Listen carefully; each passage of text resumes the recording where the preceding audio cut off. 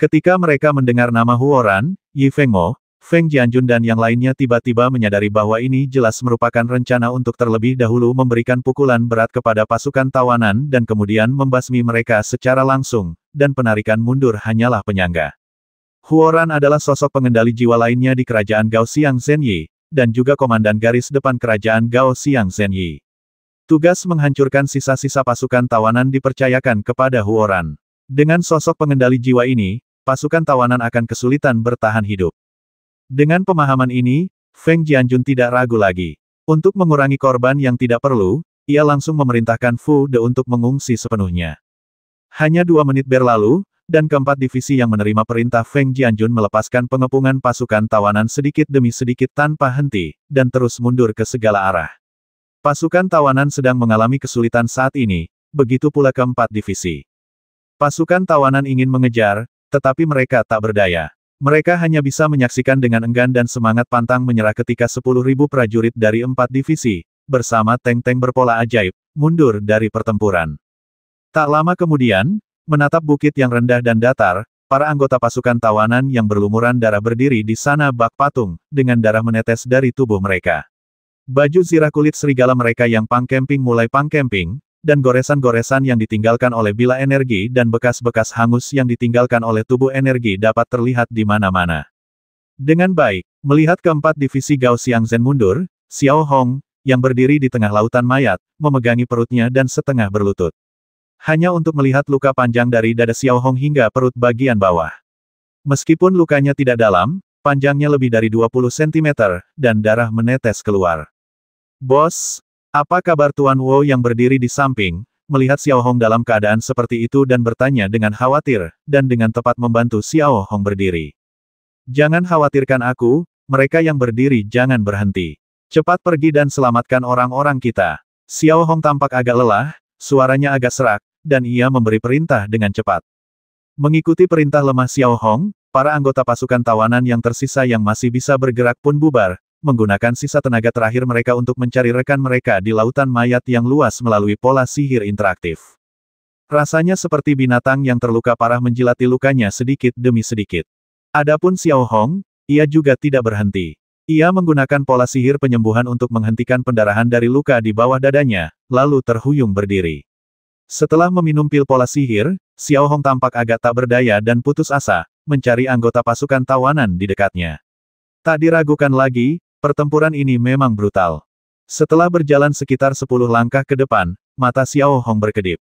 Ekspresinya menegang saat melihat Flo tergeletak tak bergerak di tanah berlumuran darah.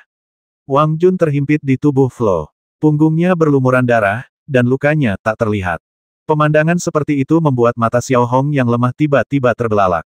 Meskipun hubungan antara dirinya dan Wang Jun tampak membosankan di hari kerja, Xiao Hong dan Wang Jun sama-sama anggota Serikat Jiadu. Mereka datang ke kamp konsentrasi Xinyi pada waktu yang sama dan mengalami banyak kesulitan bersama. Perasaan ini tak terhapuskan. Wang Jun, Wang Jun. Xiao Hong berjongkok di samping Wang Jun dan berteriak keras, suaranya sedikit bergetar. Setelah beberapa lama, Wang Jun tak kuasa menahan diri untuk tidak mengeluarkan suara seperti itu di tengah teriakan Xiao Hong yang terus-menerus. Jari-jarinya bergerak sedikit, lalu ia mengangkat kepalanya dengan lemah dan menatap Xiao Hong. "Bos, aku belum mati." Melihat pemandangan ini, Xiao Hong merasakan banyak emosi di hatinya. Saat ini, Xiao Hong benar-benar ingin berteriak beberapa kali untuk melampiaskan debaran di hatinya. "Orang pembawa sial kau," kata Xiao Hong lembut, lalu menusuk Wang Jun pelan. Melihat Flo di bawah Wang Jun, dia aman dan sehat, yang merupakan berkah tersembunyi. Setelah hampir 20 menit pencarian, seluruh 533 tahanan ditemukan. Di antara mereka, 11 orang tewas, dan 151 lainnya luka parah, hampir semuanya mengalami patah tulang. Sisanya juga mengalami berbagai tingkat cedera, dan tidak ada yang tidak terluka. Pemandangan di depan mata kita tak terlukiskan dengan kata lain selain tragis. Mungkin inilah harga takdir. Melihat ke-11 jenazah anggota tentara tawanan, para anggota tentara tawanan yang selamat tampak acuh tak acuh, tanpa air mata, tetapi hati mereka berdarah.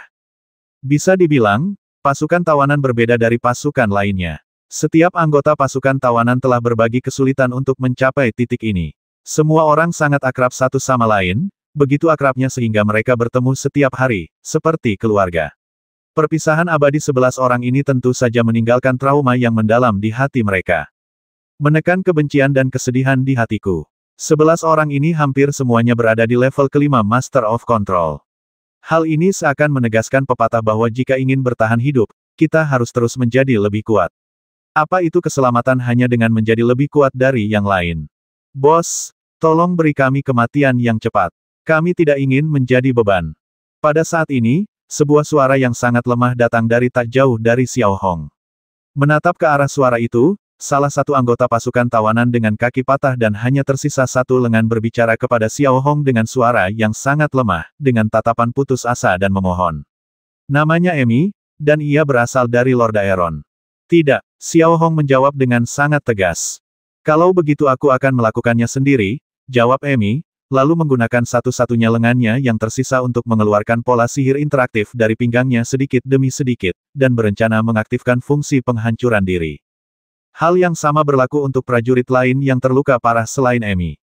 Mereka tahu betul bahwa saat ini, mereka sudah tak berguna.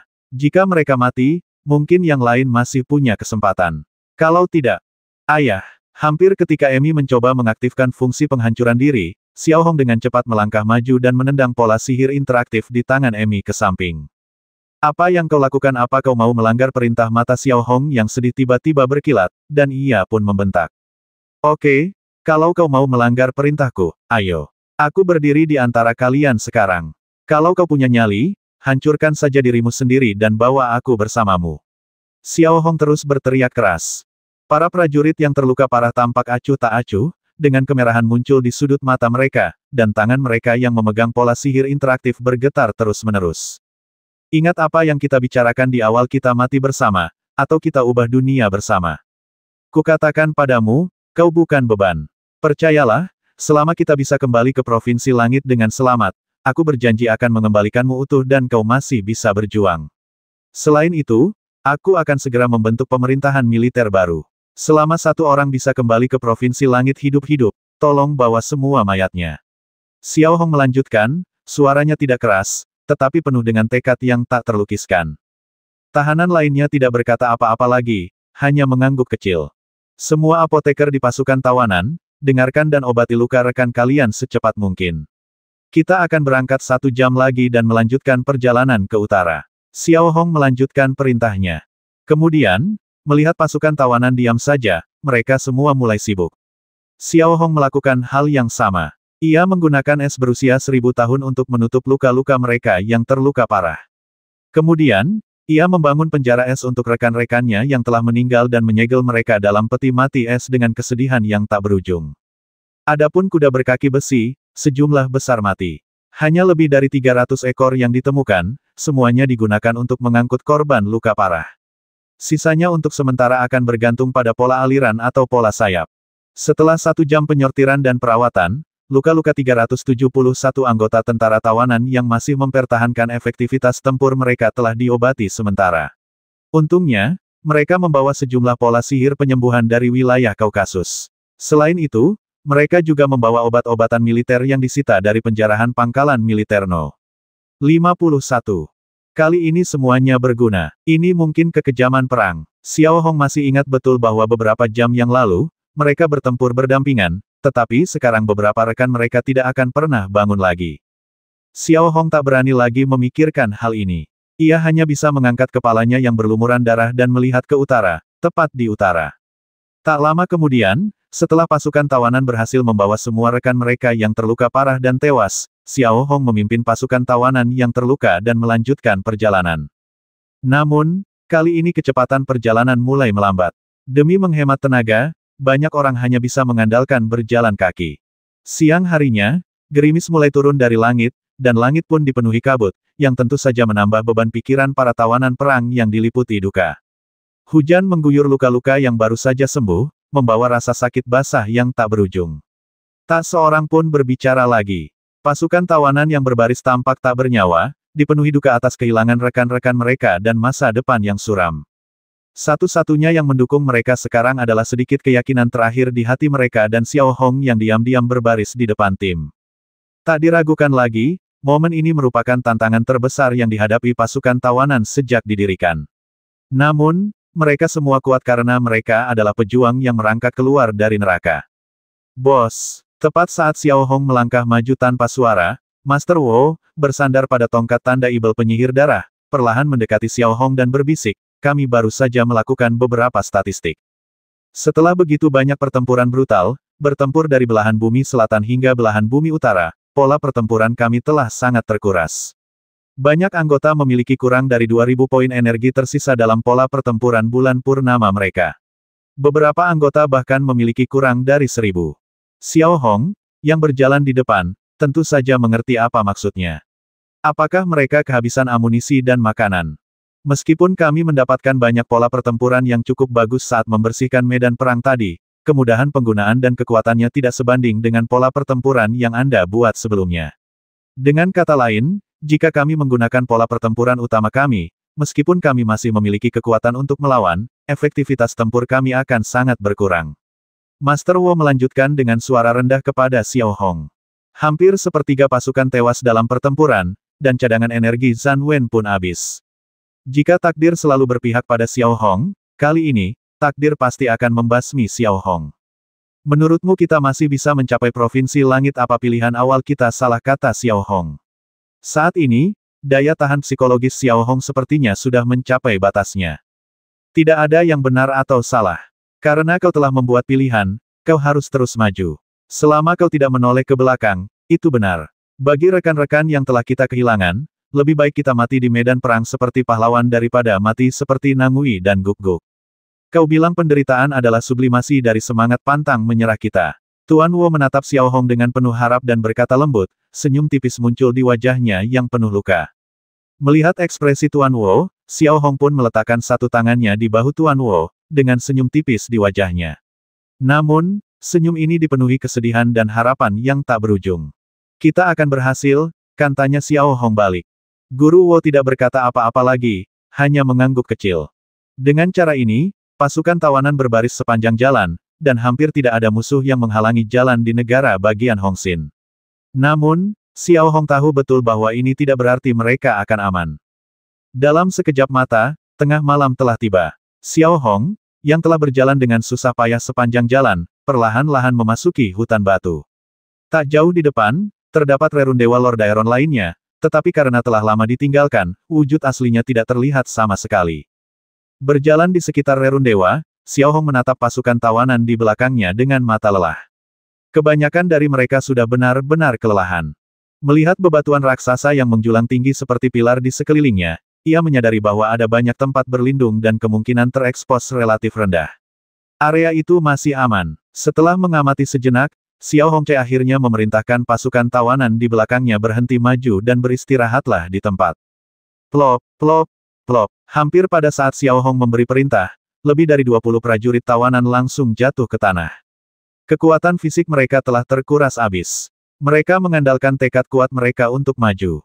Anggota pasukan tawanan lainnya duduk bersandar di dinding batu. Setelah menarik napas beberapa kali, mereka melepas pakaian basah mereka dan memerasnya.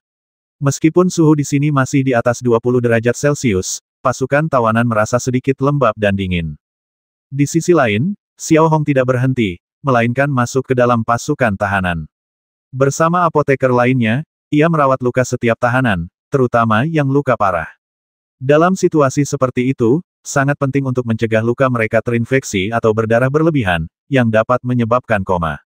Pada saat yang sama, Xiao Hong juga mengeluarkan 100 pil pola pengisi darah dan 100 pil pola lainnya, lalu meminta yang terluka untuk meminumnya. Ia kemudian menyalakan api unggun agar tetap hangat dan membuka serta memanaskan kaleng-kaleng kepala sapi yang berlumuran darah.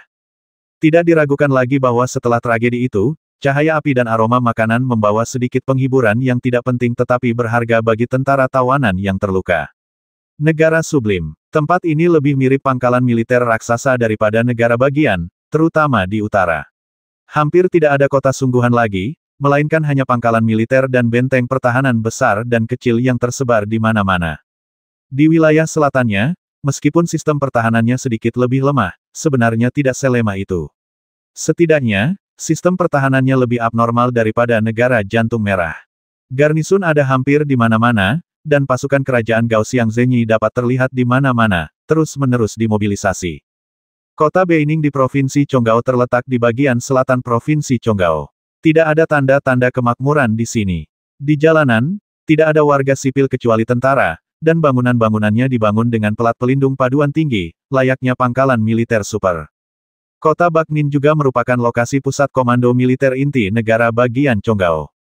Gao Xiangzen, Panglima Utama Zona Perang Kerajaan Yi, dan Huoran, yang berada di level pengendalian jiwa, tinggal di kota ini. Saat ini, Huoran sedang berada di kantornya. Tidak ada barang mewah di kantor. Semuanya memiliki fungsinya masing-masing. Meja logam abu-abu keperakan, kursi logam, dan semua peralatan lainnya tertata rapi. Huoran tampak baru berusia 40-an, tetapi sebenarnya usianya sudah lebih dari 200 tahun. Namun, karena ia telah mencapai tingkat pengendalian jiwa, usianya tidak tercermin sama sekali di tubuhnya. Kulitnya putih berseri kemerahan, wajahnya bebas kerutan, rambutnya panjang dan diikat ekor kuda, ia mengenakan kacamata hitam kecil di hidungnya yang bengkok, jenggotnya dicukur bersih di atas sudut mulutnya, ia mengenakan seragam militer merah, tampak agung dan bangga.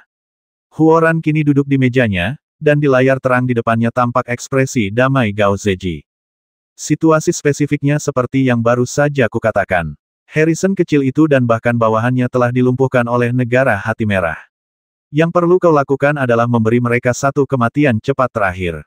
Kurasa hal sekecil itu seharusnya tidak sulit bagi Komandan Huoran, kan Gao Zeji masih memasang ekspresi tenang di wajahnya dan berbicara kepada Huoran kata demi kata. Begitu, Huoran menjawab dengan santai tanpa ekspresi. Baiklah, kalau begitu masalah ini akan sepenuhnya diserahkan kepadamu. Ingat, hancurkan harapan terakhir ras Lord Daeron, kata Gao Zeji sambil tersenyum tipis, lalu memutuskan sambungan telepon tanpa membuang waktu lagi untuk berbicara dengan Huoran. Yang satu adalah Yi Fengmo dan yang lainnya adalah Huoran. Mereka bisa dibilang dua kartu truf kerajaan Gao Xiangzenyi. Mereka juga sangat cakap. Karena itu, Gao Zeji tidak perlu memberi terlalu banyak instruksi. Ia hanya perlu memberitahu mereka apa tujuannya. Saat komunikasi terputus, Gao Zeji juga mengirimkan semua informasi dan pergerakan sisa-sisa pasukan tawanan ke Huoran. Saat melihat informasi yang dikirim oleh Gao Zeji, ekspresi Huoran tetap tidak berubah, membuat orang merasa seperti batu dingin. Melihat pertarungan sengit antara pasukan tawanan dan es berdarah 10.000 tahun milik Xiao Hong melalui layar cahaya, Huoran tak dapat menahan diri untuk sedikit menyipitkan matanya, dan dia sudah memiliki gambaran kasar dalam benaknya. Tidak dapat dipungkiri jika jumlahnya berimbang, tidak ada pasukan kerajaan Gao Xiangzenyi yang mampu menandinginya, tetapi ini adalah pertempuran, bukan arena, dan tidak ada keadilan sama sekali. Kemampuan bertarung mereka memang bagus, tapi mereka sungguh bodoh. Huoran bergumam dalam hati, karena ia melihat bahwa setelah perang, pasukan tawanan tidak meninggalkan prajurit yang terluka parah dan tak bisa disembuhkan, bahkan membawa serta jasad para anggota pasukan tawanan. Menurut filosofi pertempuran Huoran, pasukan tawanan hanya memiliki sekitar 300 kavaleri berkaki besi. Jika mereka meninggalkan yang terluka parah dan jenazah, mereka bisa dengan mudah bepergian dengan ringan dan tetap memiliki mobilitas tinggi. Tapi sekarang mereka tampak seperti pasukan yang diasingkan. Namun, Huoran tidak banyak berkomentar tentang hal ini. Ia kemudian membalik-balik gambar pertempuran pasukan tawanan. Di bawahnya terdapat sebagian peta bintang Ibel. Sebuah lingkaran merah besar mewakili area di mana pasukan tawanan kemungkinan berada saat ini. Jika kita perkirakan berdasarkan kecepatan saat ini, pasukan tawanan akan membutuhkan waktu 1 hari 1 malam lagi untuk memasuki negara bagian Chonggao. Ia dengan santai mengeluarkan sebatang rokok dari sampingnya, menyalakannya, menghisapnya dalam-dalam, dan setelah jeda singkat, Huoran memberikan instruksi melalui pola sihir komunikasi divisi lintah dan divisi merpati hitam, yang telah menyelesaikan istirahat mereka, akan menghentikan sementara perjalanan mereka ke Provinsi Langit. Tetaplah di tempat kalian dan patuhi perintahku setiap saat. Divisi lintah dan divisi merpati hitam beranggotakan total 12.000 orang, dan dapat dianggap sebagai dua divisi utama negara Chonggao. Kekuatan tempur kedua divisi ini bahkan lebih tinggi daripada divisi Tianxing. 12.000 orang hampir lebih banyak daripada 4 divisi negara hati merah. Lebih penting lagi, kali ini, Huoran berencana untuk memimpin mereka secara pribadi untuk memberikan Xiao Hong pukulan terakhir dan sepenuhnya memutus harapan terakhir rakyat Lord Daeron. Baik Huoran maupun seluruh penduduk Gao Xiang tidak bersimpati kepada penduduk Lord Daeron. Mereka hanya ingin memusnahkan penduduk Lord Daeron dari dunia ini. Tentu saja, ini juga merupakan arti dari seluruh Federasi Qi. Saat itu pagi hari, langit berangsur-angsur mulai cerah, dan seberkas sinar matahari yang cerah menyebar di atas hutan batu Hong Xinzu, menimbulkan bayangan lurus satu demi satu. Sinar matahari yang hangat juga secara bertahap menghilangkan kelembapan malam, dan bumi pun penuh vitalitas. Saat sinar matahari menyinari wajah Xiao Hong yang muram, Xiao Hong, yang bersandar di dinding batu, perlahan membuka matanya. Hampir dalam semalam, Xiao Hong tampak menua beberapa tahun, dan wajahnya penuh kelesuan. Setelah beristirahat semalam, kekuatan fisik Xiao Hong sedikit banyak pulih, tetapi luka di dadanya yang sudah sembuh masih sedikit sakit, tetapi itu bukan masalah lagi. Anggota pasukan tawanan lainnya juga telah bangun dan sedang memilah perlengkapan mereka. Selain pola pertempuran yang dibuat Xiao Hong untuk mereka, ada 7 atau 8 pola pertempuran yang cukup bagus di medan perang. Namun, pola-pola itu hanyalah level pertama atau kedua dari master kendali, dan tidak dapat dibandingkan dengan pola-pola yang dibuat Xiao Hong. Akan tetapi, meskipun kinerja rata-rata, itu masih jauh lebih baik daripada tidak melakukan apa-apa. Ada pula beberapa anggota pasukan tawanan yang tidak mengalami luka serius, demikian pula beberapa guru besar seperti Tinan dan Su Jingwei yang sudah berdiri dan mulai menyalakan api unggun lagi, kemudian merebus air mata air pegunungan dan memanaskan makanan. Adapun Xiao Hong, ia perlahan berdiri dan mengeluarkan peta dari jubah perangnya yang pang camping. Bahkan Xiao Hong sendiri tidak ingat berapa kali ia mengulangi tindakan ini. Membuka peta berlumuran darah itu, Xiao Hong sekali lagi mengarahkan pandangannya ke prefektur Chonggao. Di peta, lokasi Xiao Hong kurang dari 15 cm dari provinsi Tianji. Namun, jelas terlihat betapa jauh jarak sebenarnya. 15 cm, jarak yang membuat orang putus asa. Seluruh negara bagian agung berbentuk seperti segitiga terbalik. Di sebelah utara, negara ini hampir seluruhnya berbatasan dengan provinsi Skyrim. Sisi timurnya bukanlah daratan, melainkan laut pedalaman yang luas, kira-kira seukuran 2 negara bagian agung, yang disebut Laut Pedalaman Risja. Laut Pedalaman Risja bukanlah samudera biasa. Alih-alih samudera, ia lebih seperti tempat berkumpulnya para makhluk roh air. Di seluruh samudera, terdapat banyak sekali makhluk roh air yang sangat ganas, dan badai dahsyat di laut adalah hal yang biasa. Kerajaan Gaoxiang Zhenyi telah mencoba mengembangkannya berkali-kali, tetapi semuanya berakhir dengan kegagalan. Lagi pula, Kerajaan Gaoxiang Zhenyi tidak memiliki kapal perang angkatan laut yang kuat, dan angkatan udaranya juga sangat rapuh. Karena serangan terhadap Provinsi Langit, pesawat tempur dan tank berpola sihir tidak banyak berguna. Dengan kata lain, ini adalah salah satu dari sedikit tempat di Bintang Ibel yang belum dikembangkan oleh Kerajaan Gaoxiang Zhenyi, dan juga sangat berbahaya. Bagaimanapun, manusia tetaplah makhluk darat. Ketika mereka pergi ke laut, lautan menjadi habitat bagi makhluk spiritual berbasis air. Ketika makhluk spiritual menyelam ke laut dalam, Kerajaan Gaoxiang Zhenyi hampir tidak memiliki cara untuk menghentikan mereka. Bagi Provinsi Skyrim saat ini, itu juga merupakan area terlarang, seperti penghalang yang luas. Xiao Hong tidak tahu banyak tentang Laut Pedalaman Risjian. Menurutnya, kesulitan menyeberanginya sama tingginya dengan menyeberangi negara bagian Chonggao. Sekarang Xiao Hong sedang mencari area yang relatif lemah untuk dicegat negara Chonggao di peta, dan merencanakan rute selanjutnya. Sekalipun masa depannya suram, satu-satunya pilihan bagi pasukan tawanan adalah terus maju, kalau tidak, mereka hanya bisa duduk dan menunggu kematian. Bos, di sini. Pada saat ini, Tinan tiba-tiba datang kepada Xiao Hong dan memberinya segelas air panas. Xiao Hong mengambil air mendidih itu dan tak kuasa menahan diri untuk menyesapnya. Arus hangat mengalir dari kerongkongannya hingga ke lambung, membuat tubuh Xiao Hong yang dingin kembali terasa hangat. Setelah meminum air mendidih di tangannya, Xiao Hong tidak bisa menahan erangan, dan dia selalu merasa seperti terlahir kembali. Bisa minum segelas air matang dengan aman dalam situasi seperti itu sungguh sebuah kemewahan. Setelah itu, Xiao Hong makan sesuatu dengan cepat dan mulai berpatroli di antara yang terluka lagi, mengobati luka mereka. Tepat seperti itu, hari sudah siang, dan Xiao Hong serta yang lainnya pun bersiap lagi, lalu mereka membawa yang terluka parah dan menuju ke arah musuh. Tidak ditemukan lagi tentara yang melakukan pengejaran atau pencegatan di wilayah negara bagian Red Heart. Situasi seperti itu tampaknya lebih menguntungkan bagi tentara tawanan, tetapi dengan pelajaran sebelumnya, semua orang tahu bahwa jalan di depan pasti tidak akan begitu mulus. Sekarang bahkan Xiao Hong sendiri tidak tahu bagaimana suasana hatinya. Ia tahu bahwa jalan di depannya semakin sulit, tetapi ia tetap harus melangkah maju. Ini sungguh tragis. Faktanya, inilah satu-satunya harapan Xiao Hong untuk sukses. Jika tidak, pembangunan di wilayah Kaukasus tidak akan pernah berjalan lancar. Populasinya terbatas, dan material serta pasokannya juga langka. Xiao Hong telah sepenuhnya mengantisipasi bahwa di wilayah Kaukasus, dia dan pasukan tawanannya kemungkinan besar akan menjadi biasa-biasa saja dan menghabiskan sisa tahun-tahun mereka di sana, sepenuhnya ditelan oleh sejarah. Kebencian yang tak terlupakan, serta dendam dan penyesalan di hati mereka, akan sepenuhnya tenggelam. Bukan itu yang diinginkan Xiao Hong, bukan pula yang diinginkan tentara tawanan. Mereka ingin pulang.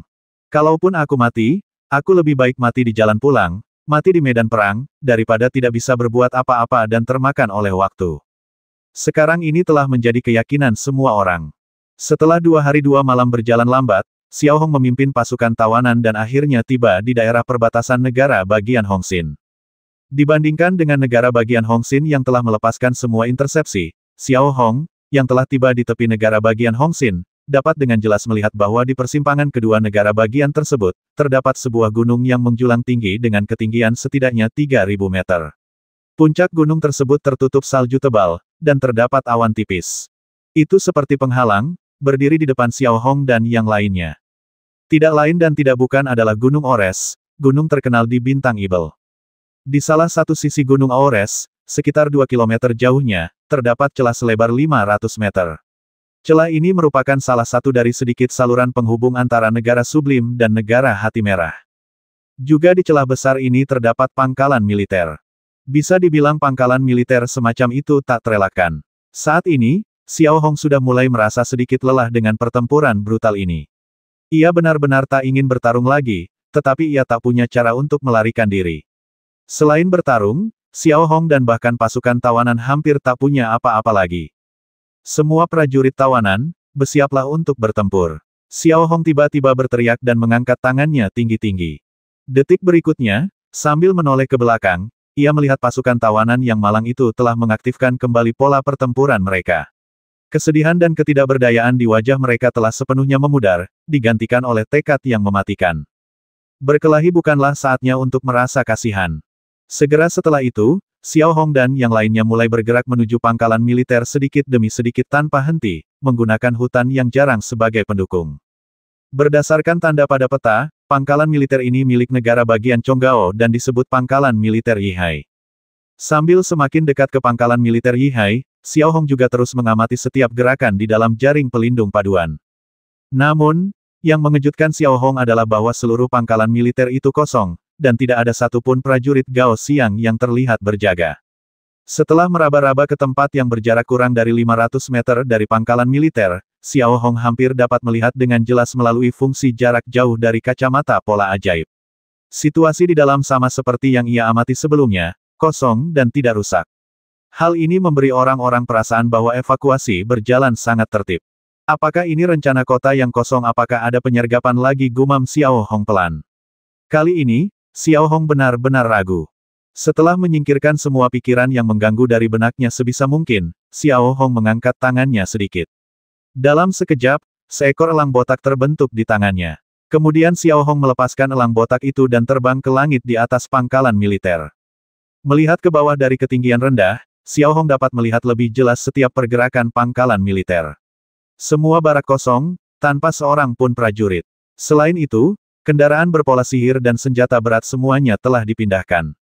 Apa-apaan ini? Setelah memeriksa lebih dari selusin kali dan memastikan tidak ada orang di sana serta tidak ada bahan peledak atau barang berbahaya lainnya, Xiao Hong tidak dapat menahan diri untuk tidak mengeluarkan suara seperti itu. Adegan ini memberi Xiao Hong perasaan paling nyata bahwa Xiao Hong dan yang lainnya sengaja diizinkan memasuki negara bagian Chonggao. Perasaan ini membuat Xiao Hong merasa sangat buruk, bahkan sangat buruk, tetapi tampaknya tidak ada jalan keluar. Jika dia tidak masuk, Xiao Hong hanya punya dua pilihan. Memanjat gunung yang tingginya ribuan meter.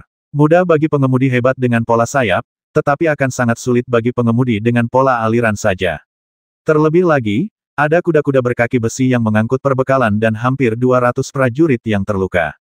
Pilihan lainnya adalah memasuki negara bagian Chonggao dari tempat lain, tetapi konsekuensinya adalah Anda harus melewati pangkalan militer lain di negara bagian Hongxin dan akan memakan waktu sehari semalam untuk sampai ke sana. Harga yang harus dibayar untuk ini sungguh terlalu tinggi. Su Jingwei, Scarface, ikuti aku. Yang lainnya, jangan bergerak. Xiao Hong sedikit menoleh dan memberi instruksi dengan hati-hati. Kemudian, ia membawa Su Jingwei dan Scarface, mengendalikan sayap sihir, dan langsung memasuki pangkalan militer. Saat Xiao Hong dan 3 orang lainnya masuk, pangkalan militer kecil itu tetap sunyi, begitu sunyi hingga terasa menakutkan. Mereka dengan cermat memeriksa beberapa ruangan, tetapi ruangan-ruangan itu masih kosong, seolah-olah hanya tersisa cangkang kosong.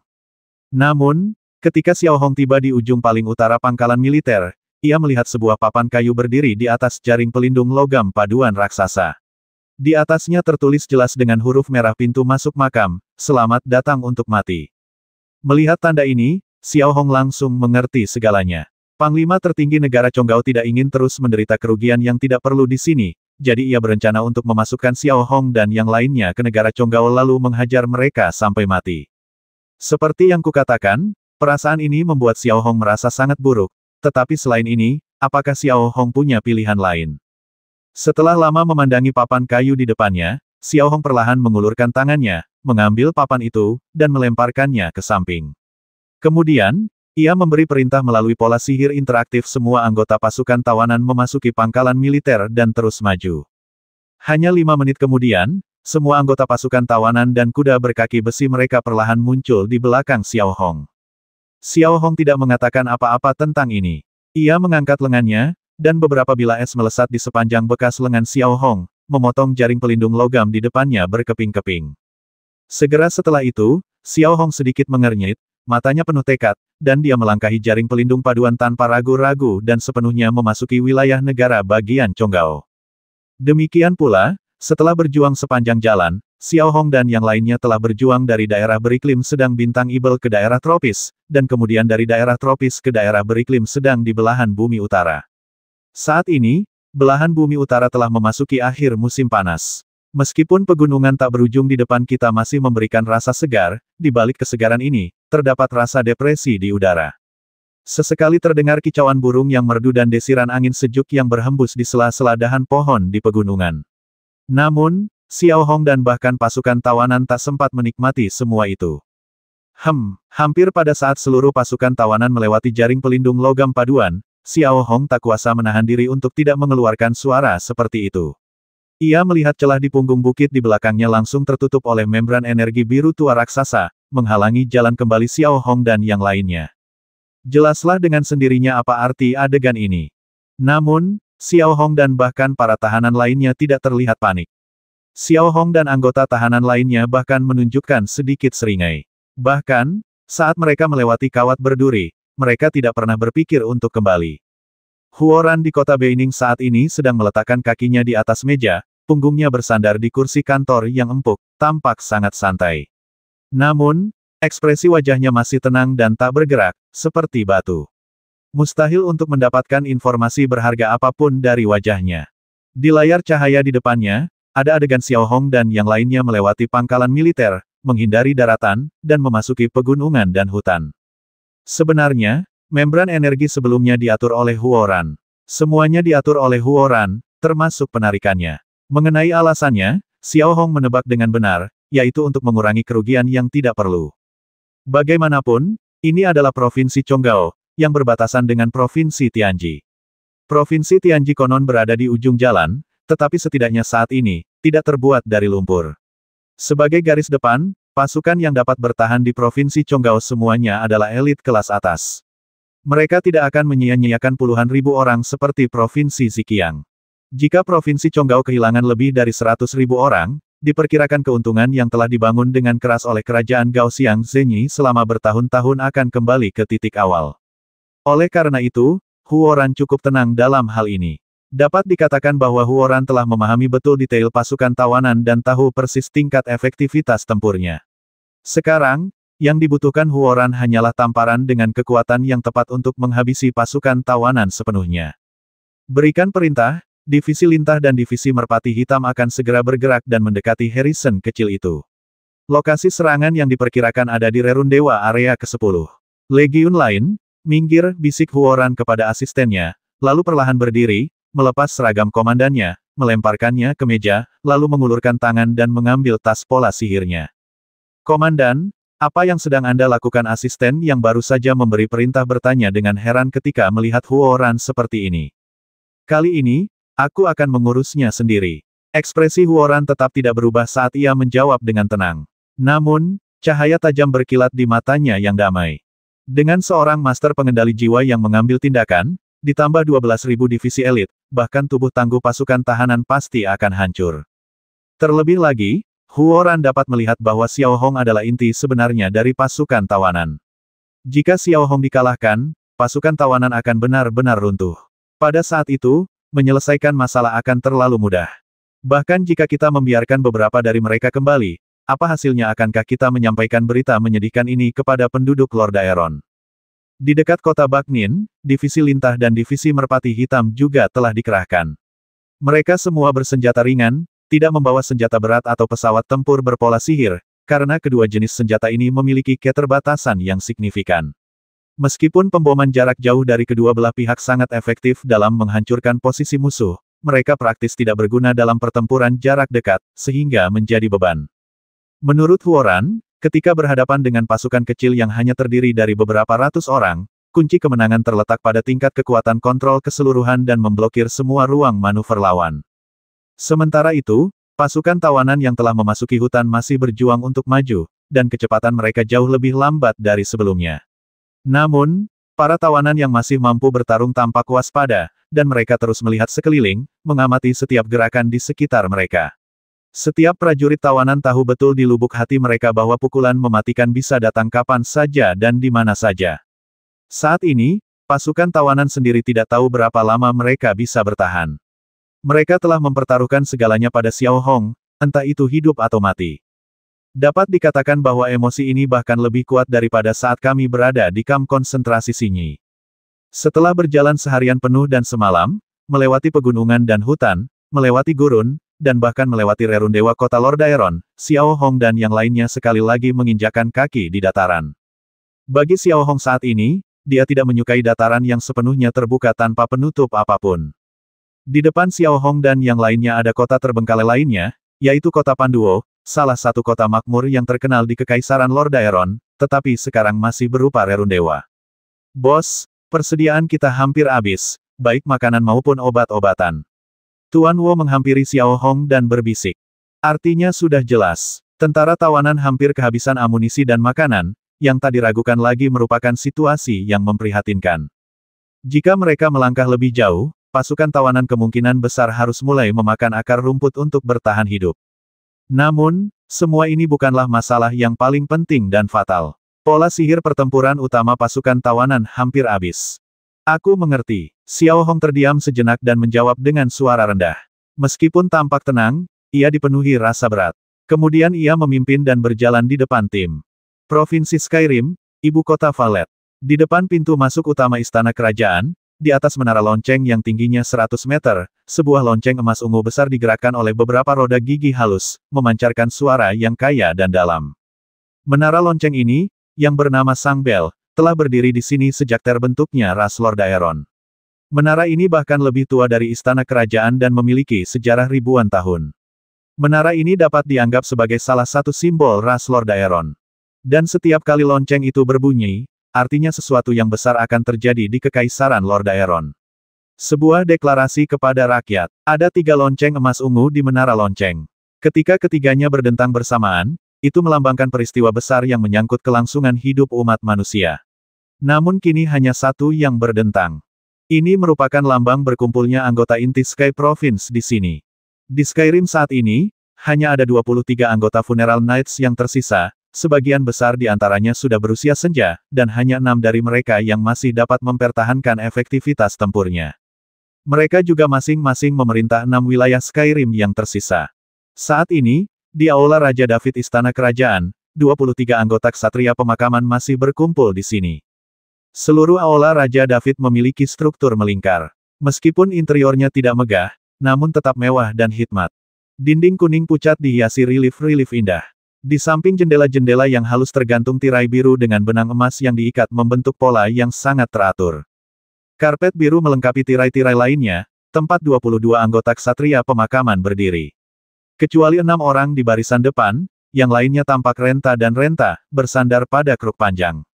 Bahkan, seluruh provinsi Skyrim didukung oleh orang-orang ini, demi ras Lord Daeron di hati mereka dan demi warisan Harrison. Duduk di singgasana adalah Loris yang sangat tua, mengenakan mahkota emas dan jubah bermotif perak. Kerutan di wajahnya saling silang dan saling bertautan, dan matanya yang keruh menampakkan kelembutan yang tak terhingga. Hari ini, aku mengumpulkan kalian semua, saudara-saudara lama, bukan untuk membahas perang, atau untuk membahas berapa lama Skyrim bisa bertahan. Kita semua tahu betapa buruknya situasi kita. Aku tahu semua ini, tetapi saat ini, yang perlu kukatakan adalah aku baru saja mendapatkan informasi yang sangat istimewa, kata Loris kata demi kata dengan suara tuanya. Pada saat yang sama, melihat ke layar cahaya di tengah aula, sebuah layar cahaya raksasa muncul. Gambar di layar cahaya itu adalah adegan pasukan tawanan yang bertempur sengit di negara Hati Merah. Melihat kejadian ini, para anggota ksatria pemakaman di aula tidak dapat menahan ekspresi wajah mereka, dan sekilas ekspresi terkejut terpancar di wajah mereka. Beberapa dari mereka tidak menyangka akan ada kekuatan lain di Bintang Ibel untuk melawan kerajaan Gao Xiangzenyi. Kamu terkejut, kan? Tapi coba lihat gambar di bawah ini. Apa yang kamu rasakan? Lanjut Loris. Setelah selesai berbicara, gambar di layar cahaya tiba-tiba berubah. Xiao Hong, dengan sayap ajaibnya terbentang, bertarung sendiri-sendiri, dengan tatapan dingin yang tak berujung. Desir, hampir pada saat gambar ini muncul, aula, yang awalnya penuh dengan diskusi, tiba-tiba menjadi sunyi, dan semua orang membuka mata lebar-lebar dan memandang Xiao Hong dalam gambar. Mereka tidak mengenal Xiao Hong dan dia adalah orang asing bagi mereka, tetapi mereka mengenal Mo Yi dan cambrian di lengan bawah Xiao Hong, yang merupakan milik Harrison. Siapa pria ini? Bagaimana mungkin berdiri di sudut aula? Seorang wanita yang tampak baru berusia 20-an dan mengenakan gaun kasa merah tak kuasa menahan diri untuk tidak mengeluarkan suara seperti itu. Sebenarnya, ia juga anggota ksatria pemakaman dan berusia lebih dari 1000 tahun. Namanya Mei, dan jika Anda perhatikan lebih dekat, Anda akan dengan mudah menemukan bahwa wajah cantiknya sangat mirip dengan Charlotte, kecuali rambutnya berwarna kuning muda dan kulitnya putih. Kau ingat lampu merah di Gunung Kuali Ibel? Kemungkinan besar tekad Harrison telah dibangkitkan, dan orang ini adalah penerusnya, kata Loris kata demi kata dengan suara tua. Jadi, Yang Mulia Loris, bagaimana menurutmu? Tanya seorang pria pendek, tingginya hanya sekitar 1,5 meter. Meskipun pria ini tampak pendek, tubuhnya sekuat banteng. Dari kejauhan, sosoknya hampir persegi. Di bawah hidungnya yang besar dan bengkok, ia memiliki janggut yang mencapai perut bagian bawah dan dikepang. Namanya Tess, dan ia juga anggota ksatria pemakaman yang bisa bertarung.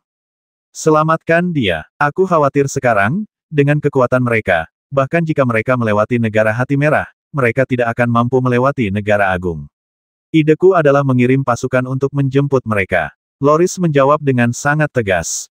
Ini tampaknya penuh dengan kesulitan. Karena kekurangan makanan yang ekstrim, para prajurit di pasukan kurang lebih kekurangan gizi. Efektivitas tempur mereka telah menurun drastis dan tidak lagi cukup untuk melancarkan serangan jarak jauh. Lagi pula, dia hanya memiliki sayap energi yang mirip dengan sayap sihir. Siapa yang bisa yakin bahwa dia adalah penerus Harrison? Tanya seorang mantan anggota ksatria pemakaman. Aku percaya, kata Loris tegas, matanya dipenuhi tekad yang tak terbatas. Aku sangat yakin bahwa dia adalah penerus Harrison. Setelah mendengar apa yang dikatakan Loris, anggota ksatria pemakaman lainnya tidak berkata apa-apa. Lagi pula, di Provinsi Skyrim, Loris saat ini memiliki senioritas tertinggi dan kekuasaan terbesar. Aku tahu apa yang kalian khawatirkan. Berdasarkan situasi terkini di Provinsi Skyrim, serangan jarak jauh akan menyebabkan kerugian besar bagi kita dan memperburuk keadaan Provinsi Skyrim. Tapi yang ingin kukatakan adalah aku dengan tegas menuntut untuk menyelamatkan anak ini. Sekarang, aku hanya ingin tahu siapa yang berpikiran sama denganku. Mata Loris tiba-tiba berkilat penuh tekad. Menatap orang-orang di aula, ia berbicara kata demi kata, dan suaranya yang tua terdengar agak nyaring. Lupakan saja, aku akan pergi. Kata Tess yang pendek, sambil memegang senapan berburu yang indah, lega, lalu berbalik dan berjalan keluar aula. Melewati koridor yang dipagari pohon mawar merah, melintasi alun-alun, dan melewati pusat menara lonceng, Tess akhirnya tiba di tepi istana. Bersamaan dengan itu, jembatan gantung besar yang terbuat dari baja dan kayu keras perlahan diturunkan dengan suara tumpul. Berjalan di jalanan kota Vallet, Tess sering melirik langit yang tertutup awan tebal. Seluruh bumi masih terbenam dalam langit yang suram. Bahkan, banyak penduduk Lord Aeron di Provinsi Skyrim belum pernah melihat seperti apa matahari sejak mereka lahir. Ini agak ironis. Setelah membuka celah angkasa, Tess kembali langsung ke daerah di bawah yurisdiksinya, yang terletak di tenggara Provinsi Skyrim, yang disebut daerah Lipton. Faktanya, celah ruang angkasa semacam itu hanya dapat digunakan secara terbatas di dalam Provinsi Langit. Di luar Provinsi Langit, perangkat interferensi untuk celah ruang angkasa dapat dilihat di mana-mana. Setelah celah ruang angkasa dibuka, ia akan menarik gangguan tanpa henti dan kemudian dipaksa untuk menutup. Jika tidak perlu bersusah payah menyelamatkan Xiao Hong. Hampir segera setelah Tess kembali ke Lipton County, seekor beruang buaya putih besar menerjang ke arah Tess Park, menggesekkan kepalanya yang besar ke tubuhnya. Sebagai tanggapan, Tess hanya mengulurkan jari setebal penggilas adonan dan mengelus kepala beruang buaya putih itu beberapa kali sebelum mengumpulkan 5.000 anak buahnya. Mereka siap bergegas menemui Xiao Hong, yang menurut Loris adalah Harrison kecil. Tess tetap tidak berkomentar. Namun, tepat saat Tess memimpin bawahannya yang kurus kering keluar dari gerbang selatan barak, pandangannya sedikit teralih. Ia melihat sosok gelap perlahan muncul dari hutan sekitar 100 meter jauhnya. Berdiri sendirian, sosok itu menghalangi jalan Tess. Di salah satu sudut jubah besar itu, jejak linen kasar terlihat jelas. Sudut itulah yang dirusak Xiao Hong. Dan bayangan hitam ini adalah bayangan yang ditemui Xiao Hong di tambang, dan bayangan yang secara pribadi menyerahkan tulang-tulang keturunan itu kepada Xiao Hong. Pakaiannya tetap sama. Ia berpakaian serba hitam, dengan tudung besar dan topeng hitam bermotif, yang semakin menambah misterinya. Kau datang ke sini beberapa tahun yang lalu, menyelinap. Memang benar aku tak bisa menangkapmu, tapi aku juga berharap kau tak menghalangi. Minggir, aku ada urusan mendesak, kata Tess dengan tatapan dingin, sedikit menyipit, dan menggenggam erat senapan pemburu jiwa di tangannya. Beruang buaya putih di sampingnya memperlihatkan taring biru tua dan menggeram pelan. Cakar tajam di kaki depannya juga berkilauan dengan cahaya biru redup. Pergi dan selamatkan orang bernama Xiao Hong itu. Kan bayangan hitam itu mengeluarkan suara yang sangat aneh, dan suaranya selalu memberi orang perasaan gesekan logam. Xiao Hong siapa yang kau maksud, tanya Tess dengan nada bermusuhan, karena tidak tahu nama Xiao Hong. Sebenarnya, sosok bayangan ini sudah ada selama bertahun-tahun. Seperti hantu, ia muncul dan menghilang, dan bahkan penduduk Lord Aeron pun tidak tahu dari mana asalnya atau apa yang sedang ia lakukan. Ini Harrison kecil yang kau bicarakan. Tapi, kau tak bisa menyelamatkannya. Kalau dia saja tak bisa datang ke sini, apa yang bisa kau lakukan? Bayangan hitam itu melanjutkan, tanpa emosi dalam nadanya. Itu bukan urusanmu. Menyelamatkannya atau tidak, itu urusanku. Keluar dari sini. Tess tiba-tiba mengeluarkan suara marah. Seketika, ia mengangkat senapan berburu berpola sihir di tangannya, lalu menembakkan peluru energi biru tua seukuran kuku jari. Peluru itu tidak besar, tetapi kemanapun peluru itu lewat, jelas terlihat bahwa ruang di sekitarnya mulai terdistorsi, dan melesat lurus ke arah bayangan hitam itu. Pada saat yang sama, beruang buaya putih di sebelah Tess telah membuka mulutnya lebar-lebar dan langsung menyerbu ke arah bayangan hitam untuk menggigitnya. Menghadapi pemandangan ini, bayangan hitam itu tidak bersembunyi maupun menyebar, dan tidak memberikan perlawanan sedikitpun. Akan tetapi, tepat saat peluru energi licik ini muncul agak jauh dari bayangan hitam, peluru itu langsung menghilang seperti kristal es yang mencair. Adapun beruang buaya putih yang menerkamnya, bayangan hitam itu tetap tidak menghindar, melainkan hanya mengangkat lengannya sedikit dan membiarkan beruang buaya putih menggigit lengannya. Namun, tepat saat beruang buaya putih menggigit lengan bawah bayangan hitam itu, sebuah membran energi tipis dan tembus cahaya terbentuk di lengan bawah bayangan hitam itu. Membran itu tampak rapuh, tetapi beruang buaya putih yang ganas itu tidak dapat menggigitnya. Lalu kejadian yang lebih aneh lagi terjadi. Yang kulihat hanyalah bayangan hitam itu mengabaikan begitu saja keberadaan beruang buaya putih itu, dan hanya menggendong beruang buaya putih yang masih menggigitnya, dan berjalan mendekati Tess sedikit demi sedikit. Adegan seperti itu membuat mulut Tess sedikit berkedut. Meskipun Tess telah melihat bayangan itu berkali-kali sebelumnya, dalam kebanyakan kasus, bayangan itu sedang melarikan diri dan hampir tidak pernah bertindak. Penduduk Lord Aeron tidak terlalu sering membasminya, jadi tidak ada yang tahu seberapa kuat bayangan itu. Kali ini, Tess tampaknya merasakan kekuatan bayangan hitam itu sedikit demi sedikit. Namun, sebagai anggota ksatria pemakaman, Tess belum merasa takut. Ia mengaktifkan senapan pemburu jiwa sekali lagi, dan melihat bayonet biru tua muncul langsung dari ujung senapan, dengan cahaya listrik redup menyinarinya. Hampir pada saat bayangan hitam itu maju ke depan, Tes tiba-tiba melaju kencang, memegang senapan pemburu jiwa, bergerak bagai kilat, dan menyerbu langsung ke dada bayangan hitam itu untuk membasminya. Namun, ketika Tes menusukkan pisaunya, ia terkejut mendapati bahwa yang ditusuknya hanyalah bayangan hitam. Sesaat kemudian, Tes dapat melihat dengan jelas bahwa bayangan hitam itu telah muncul di sebelah kirinya, kurang dari setengah meter jauhnya. Kecepatan tersebut tidak hanya mengejutkan Tes, tetapi juga pasukan Lord Daeron berikutnya. Namun, ini baru permulaan. Tak lama kemudian, orang-orang melihat bayangan hitam itu perlahan mengangkat tangan kanannya dan menyodorkannya tepat ke bahu Tes yang lebar. Bang! Terdengar suara ledakan gas, dan Tes langsung terlempar oleh jari bayangan hitam itu. Ia terlempar puluhan meter hingga menabrak batang pohon tebal dan berhenti. Benturan dahsyat itu membuat batang pohon tebal itu bergetar terus-menerus, tetapi benturan tersebut tidak melukai Tes. Namun, menghadapi bayangan hitam itu, Tes kalah telak dan tak punya peluang untuk menang. Selamatkan Xiao Hong. Mengingat kondisimu saat ini, kemungkinan besar seluruh pasukanmu akan musnah dan kau akan mati sia-sia. Kembalilah. Xiao Hong tidak membutuhkanmu untuk menyelamatkannya. Dia tidak membutuhkan siapapun untuk menyelamatkannya. Yang dia butuhkan adalah menyelamatkan dirinya sendiri. Bayangan hitam itu menatap para prajurit Lord Daeron di depannya dan berkata dengan tenang. Kemudian dia mengayunkan tangan kirinya sedikit, dan beruang buaya putih yang berpegangan erat terlempar. Kemudian, dengan presisi yang luar biasa, tubuh gemuknya menghantam Tes. Ketika para prajurit Lord Daeron melihat bayangan hitam itu muncul, meskipun mereka tidak mundur, cahaya ganas berkilat di mata mereka. Selama Tes memberi perintah, mereka akan maju terus, siapapun lawannya. Namun, Tes, yang bangkit dari tanah, tidak memerintahkan serangan. Ia tahu betul bahwa bayangan hitam itu sangat kuat dan tak tergoyahkan oleh seorang master jiwa biasa. Ia bahkan tahu lebih jelas bahwa bayangan hitam itu tidak membasminya saat ini, tetapi bukan berarti ia tidak akan melakukannya bahkan jika ia terdesak.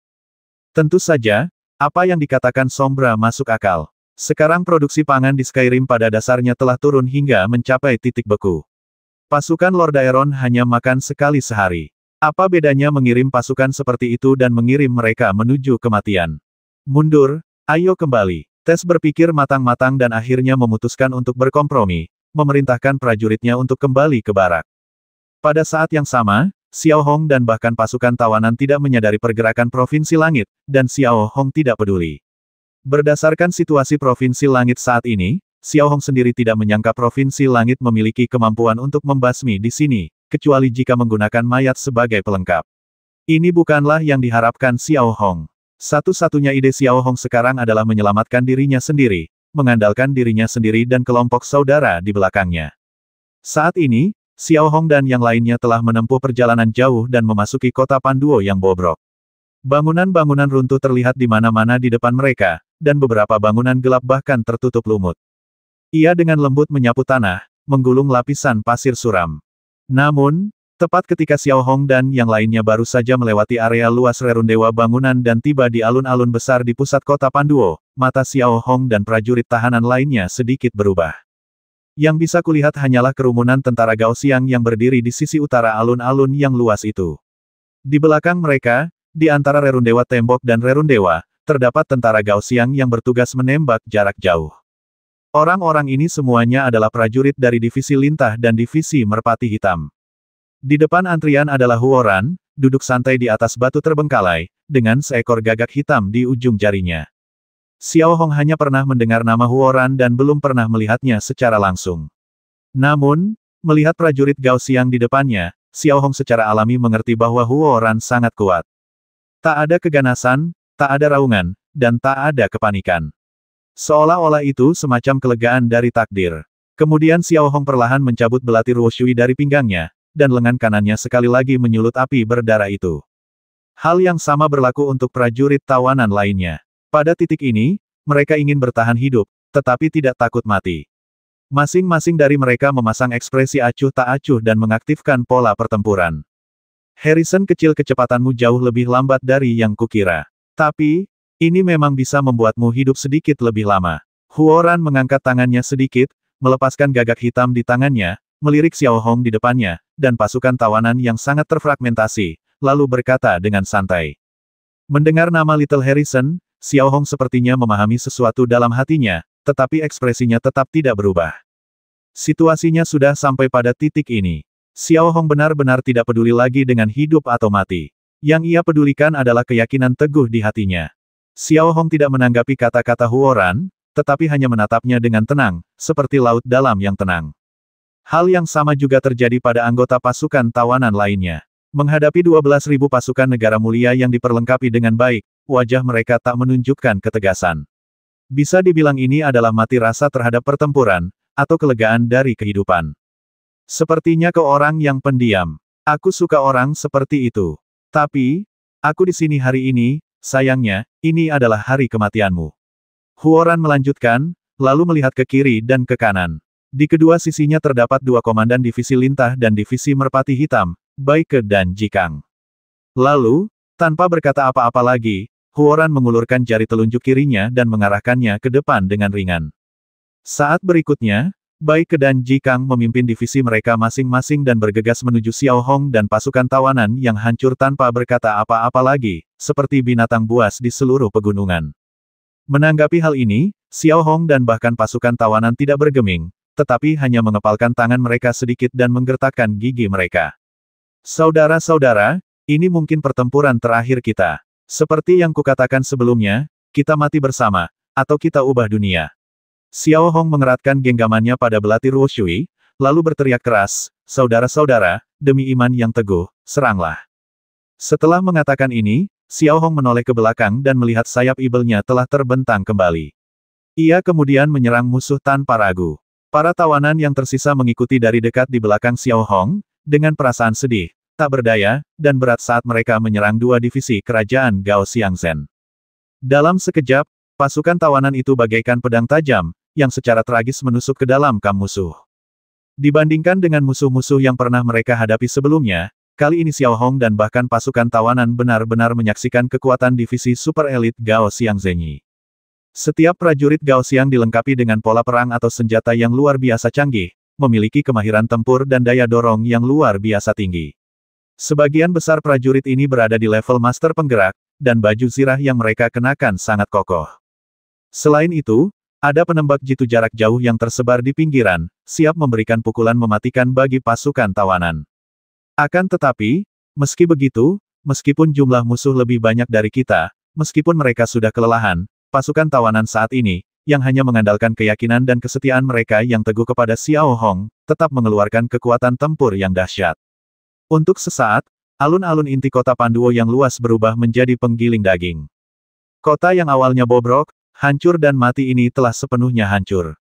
Meski pasukan tawanan Pang Kemping dan tampak di ambang kehancuran, pada saat ini, mereka masih berdiri teguh, meski kehabisan amunisi dan makanan, meski mereka tahu bahwa ini adalah akhir perjalanan.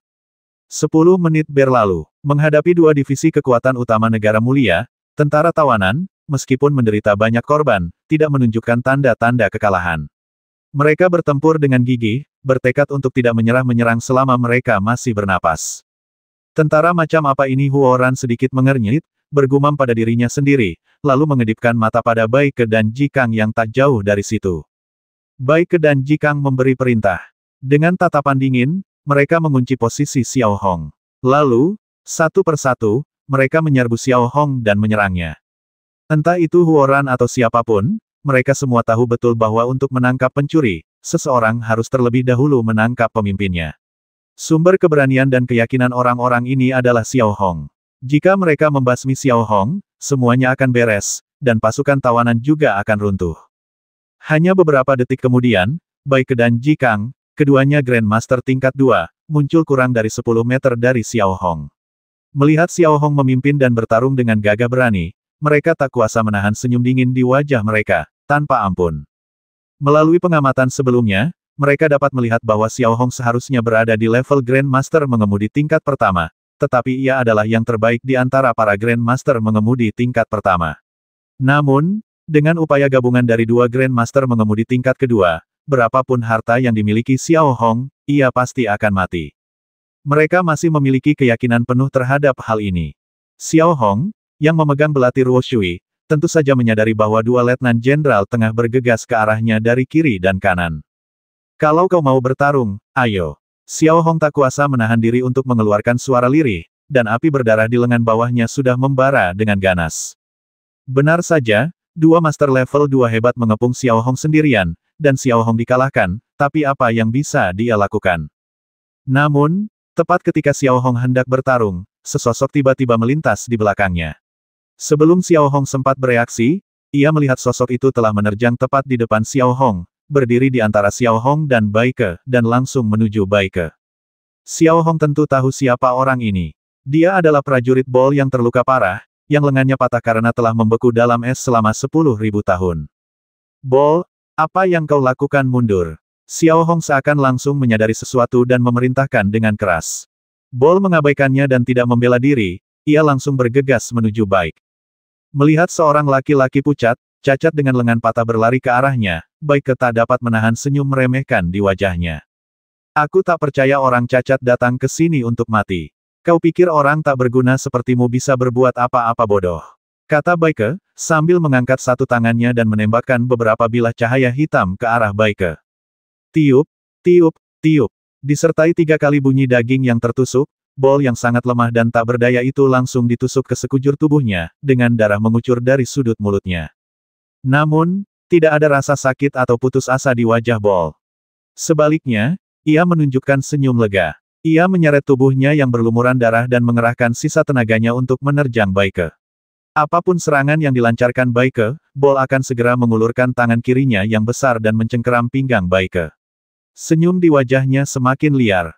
Bos, maafkan aku. Tolong maafkan aku karena tidak mematuhi perintah. Bol berteriak keras, dan menghabiskan sisa hidupnya untuk menyuntikkan seluruh tenaga penggerak di tubuhnya ke dalam pola sihir interaktif di telapak tangannya. Dalam sekejap, cahaya terang keluar dari sela-sela jari Bol. Ledakan. Disertai ledakan keras, bola cahaya besar yang meledak terbentuk di tempat Bol tinggal. Menghadapi pemandangan seperti itu, meskipun Bai Ke sudah bersiap dan mengaktifkan perisai pelindung yang rapat, namun, ini adalah pola sihir yang Bol kerahkan seluruh tenaganya untuk diledakkan, dan kekuatannya luar biasa hebat. Dalam sekejap mata, saat bola cahaya itu menghilang, Bol tidak ada lagi, hanya setetes darah panas yang memercik ke wajah Xiao Hong. Di sisi lain, meskipun Bai Ke telah mengaktifkan perisai pelindungnya, sebagian besar punggung bawahnya telah terhempas. Ia melihat sekeliling dengan enggan dan jatuh ke tanah dengan suara keras. Melihat pemandangan ini, mata Xiao Hong terbelalak dan pikirannya kosong. Pukulan seperti itu bukanlah bagian dari rencana Xiao Hong. Namun, apa yang terjadi selanjutnya lebih mengejutkan Xiao Hong. Tepat saat Xiao Hong terkejut, Su Jingwei dan Master Wu muncul di hadapan Xiao Hong, dan langsung menjepit lengan Xiao Hong di kiri dan kanan. Pada saat yang sama, pasukan tawanan di belakang Xiao Hong telah bergegas ke depan Xiao Hong. Hei, apa yang kau lakukan? Xiao Hong tak kuasa menahan diri untuk tidak mengeluarkan suara terkejut. Saat ini, pasukan tawanan tampaknya tak lagi berada di bawah kendali Xiao Hong. Maaf, bos, kami sudah membahas ini secara diam-diam beberapa hari yang lalu, tapi kami merahasiakannya dari Anda. Kami tidak bisa berbuat apa-apa. Kami tahu Anda tidak akan setuju. Tuan Wo sedikit mengernyit dan berbicara kepada Xiao Hong dengan nada tenang, suaranya penuh ketidakberdayaan. Sekarang semua prajurit tawanan dengarkan dan laksanakan rencana tembok besi tingkat B untuk mengawal bos dan Flo pergi. Perintah Master Wu dengan keras. Yang disebut rencana tembok besi adalah bahwa pasukan tawanan bermaksud mengorbankan dirinya sendiri sebagai imbalan atas terobosan Xiao Hong dalam menghadapi musuh yang kuat. Hampir pada saat yang sama ketika Tuan Wu mengeluarkan perintah, Tinan, Scarface dan semua prajurit tawanan, termasuk mereka yang terluka parah tetapi masih mampu berdiri, bergegas tepat di depan Xiao Hong.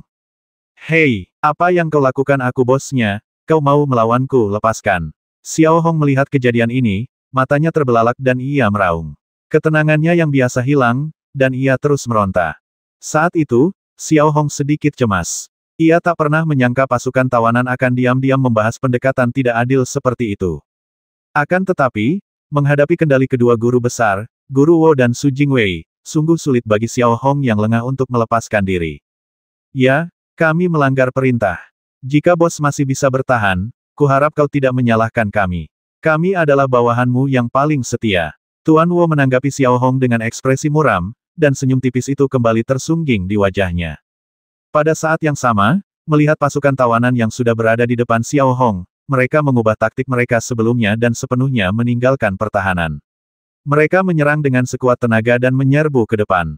Jika tubuh mereka tertembus, mereka akan melompat ke formasi musuh di depan tanpa ragu dan menghancurkan diri sendiri. Pada saat ini, para prajurit tahanan menggunakan hidup mereka untuk membuka jalan bagi Xiao Hong. Buk. Melihat ke arah pasukan tawanan yang telah menemaninya siang dan malam, dan bagaimana mereka menyerbu perkemahan musuh satu persatu di saat-saat terakhir hidup mereka, menghabiskan sisa tenaga mereka untuk meledakkan pola-pola sihir interaktif, lengan Xiao Hong yang meronta membeku, dan semburat merah muncul di matanya. Berhenti, aku perintahkan kau untuk tidak melakukan hal bodoh seperti itu. Xiao Hong mengeluarkan suara yang menyayat hati. Sebagai tanggapan, tentara tawanan hanya memberi Xiao Hong tatapan penuh kasih sayang terakhir, lalu seseorang menyerbu ke kamp musuh dan meledakkannya. Raungan pola sihir interaktif tampaknya menjadi raungan terakhir pasukan tawanan saat ini. Cahaya redup menyinari wajah Xiao Hong dan tubuh besar Flow di belakangnya. Setetes air mata terbentuk di sudut mata Xiao Hong. Hanya dalam 1 menit, pasukan tawanan kehilangan hampir 20 prajurit, yang semuanya secara sukarela meledakkan diri. Mereka tidak akan ragu bahkan jika itu berarti mereka bisa membiarkan Xiao Hong maju 1 meter dengan aman. Efek yang ditimbulkan sangat jelas, yakni kecepatan menerobos menjadi sangat cepat, tetapi kecepatan ini bukanlah yang diinginkan Xiao Hong. Huoran, yang berada di barisan belakang kedua divisi, tak kuasa menahan diri untuk tidak mengernyitkan bibir ketika melihat pemandangan itu. Ia tak menyangka pasukan di depannya akan benar-benar menggunakan taktik seperti itu. Hal ini tak terbayangkan di kerajaan Gao Xiangzenyi. Namun, Huoran tidak terlalu terkejut. Ia hanya berdiri sedikit, perlahan membuka tas pola sihirnya, mengaktifkan semua pola sihir tempur utamanya, lalu melangkah maju. Hanya perjuangan yang sekarat, gumam Huoran lirih, menyipitkan matanya sedikit, lalu melesat maju dengan kecepatan yang begitu tinggi hingga rasanya ia lenyap dalam sekejap. Dalam sekejap, sosok Huoran muncul kurang dari 100 meter dari Xiao Hong. Api hitam berkobar di lengannya, dan matanya telah berubah sepenuhnya menjadi hitam, membuat orang-orang merasa bahwa ia adalah ibel di dunia gelap. Orang yang dia tatap adalah Xiao Hong, tanpa ekspresi atau emosi di wajahnya. Menghadapi pemandangan ini, Tuan Wu dan Su Jingwei saling berpandangan, lalu melonggarkan pelukan mereka yang menahan Xiao Hong. Mereka pun bergegas keluar dan berdiri berdampingan di depan Xiao Hong. Pada saat ini, mereka memutuskan untuk menggunakan nyawa mereka untuk melindungi keselamatan Xiao Hong. Namun, Huoran sama sekali tidak peduli dengan nyawa Su Jingwei dan Tuan Wu. Tepat saat mereka menyerang, 2 kepala naga hitam legam tiba-tiba muncul dari lengan Huoran. Kepala-kepala itu ganas, meraung, dan dengan mulut berdarah menganga, mereka menerjang langsung ke arah Su Jingwei dan Tuan Wu. Bang! Bang! Menghadapi serangan seperti itu, Su Jingwei dan Master Wu secara naluriah mengambil posisi bertahan, tetapi menghadapi dampak dari 2 naga hitam itu, mereka langsung terhempas. Seperti 2 bulu, mereka tampaknya tidak memiliki kekuatan untuk melawan. Xiao Hong, yang berdiri di belakang Su Jingwei dan Master Wu, melihat Huoran begitu mudahnya menghabisi kedua ahli kendali tersebut. Ia tahu dalam hatinya bahwa orang ini kemungkinan besar berada di level pengendali jiwa. Dulu, Xiao Hong mungkin terkejut, tapi sekarang tidak. Ia tidak ingin menghancurkan pasukan tawanannya. Ia hanya berusaha bertahan hidup, jadi kenapa takut mati saat ini? Harrison kecil hari ini, aku, Huoran, akan menghancurkan harapanmu dan harapan Lord Aeron. Huoran menatap Xiao Hong di depannya dan berbicara dengan nada tenang, tetapi kata-katanya kejam dan dingin, dan suaranya yang rendah menunjukkan keganasan. Xiao Hong tidak menjawab, matanya yang merah menampakkan tekad yang tak berujung. Saat ini, aku, Xiao Hong, tidak berniat pergi hidup-hidup. Tapi sekalipun itu ibel neraka, aku, Xiao Hong, akan mencabut 2 jenggotnya dulu. Kata Xiao Hong lembut kepada Huoran dengan ekspresi serius, sambil memegang pola sihir interaktif di telapak tangannya. Apa arti adegan ini sudah jelas. Huoran sama sekali tidak peduli dengan tindakan kecil Xiao Hong.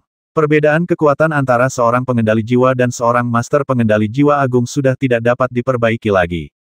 Tepat ketika Huoran memusatkan seluruh perhatiannya pada Xiao Hong, sesosok dari pasukan tawanan kembali melintas di hadapan Xiao Hong. Dalam sekejap, ia telah memeluk pinggang Huoran dan meledakkan dirinya tanpa ampun. Ledakan, diiringi suara yang menusuk jiwa, bola cahaya kembali terbentuk di tubuh Huoran. Inilah tahanan ke-20 yang menggunakan penghancuran diri untuk melindungi Xiao Hong. Namun, ketika cahaya bola cahaya itu menghilang, Huoran terlihat berdiri di sana hampir utuh. Selain bekas luka bakar yang tak terhitung jumlahnya di baju zirahnya, tidak ada kerusakan sama sekali. Di satu tangan, ia bahkan memegang separuh lengan seorang anggota tentara tawanan yang menghitam. Menghancurkan diri sendiri cara rendahan ini tidak efektif melawanku, bodoh. Huoran melirik lengan yang patah di tangannya dan berkata dengan nada meremehkan, lalu dengan santai melemparkan lengan yang patah itu ke bawah kakinya dan meremukkannya. Ah! Pemandangan seperti itu terpancar alami di mata Xiao Hong, dan ia tak kuasa menahan diri untuk meraung, seolah-olah itu adalah raungan pilu di dalam hatinya. Matanya sudah dipenuhi cahaya yang tak terhitung jumlahnya, dan keputusasaan serta kesedihan telah membara menjadi kebencian saat ini, kebencian yang tak terbatas. Darah, itu sudah membara di matanya, dan sayap ibel berwarna merah darah itu tampaknya terinfeksi oleh hati Xiao Hong dan terbakar. Rasa sakit dan kebencian, itu menyebar di hati Xiao Hong. Berjuanglah sampai mati. Sekalipun kita kalah, aku, Xiao Hong, tak akan takut mati. Setelah selesai berbicara, Xiao Hong tiba-tiba membuka kedua tangannya. Dalam sekejap, langit di atasnya tergantikan oleh lapisan awan gelap berwarna merah darah, dan pusaran raksasa bergulung-gulung, dengan guntur dan kilat bergulung-gulung, bagaikan badai, dan seperti gemuruh yang dahsyat. Tanpa henti, mata Xiao Hong yang berlumuran darah langsung tertuju pada Huoran. Xiao Hong bergegas maju tanpa ragu dan menyerang Huoran, seolah ingin mengerahkan seluruh tenaga dan mengorbankan nyawanya untuk memberikan pukulan telak pada Huoran. Dengan kekuatanmu, kau ingin menyerang konyol.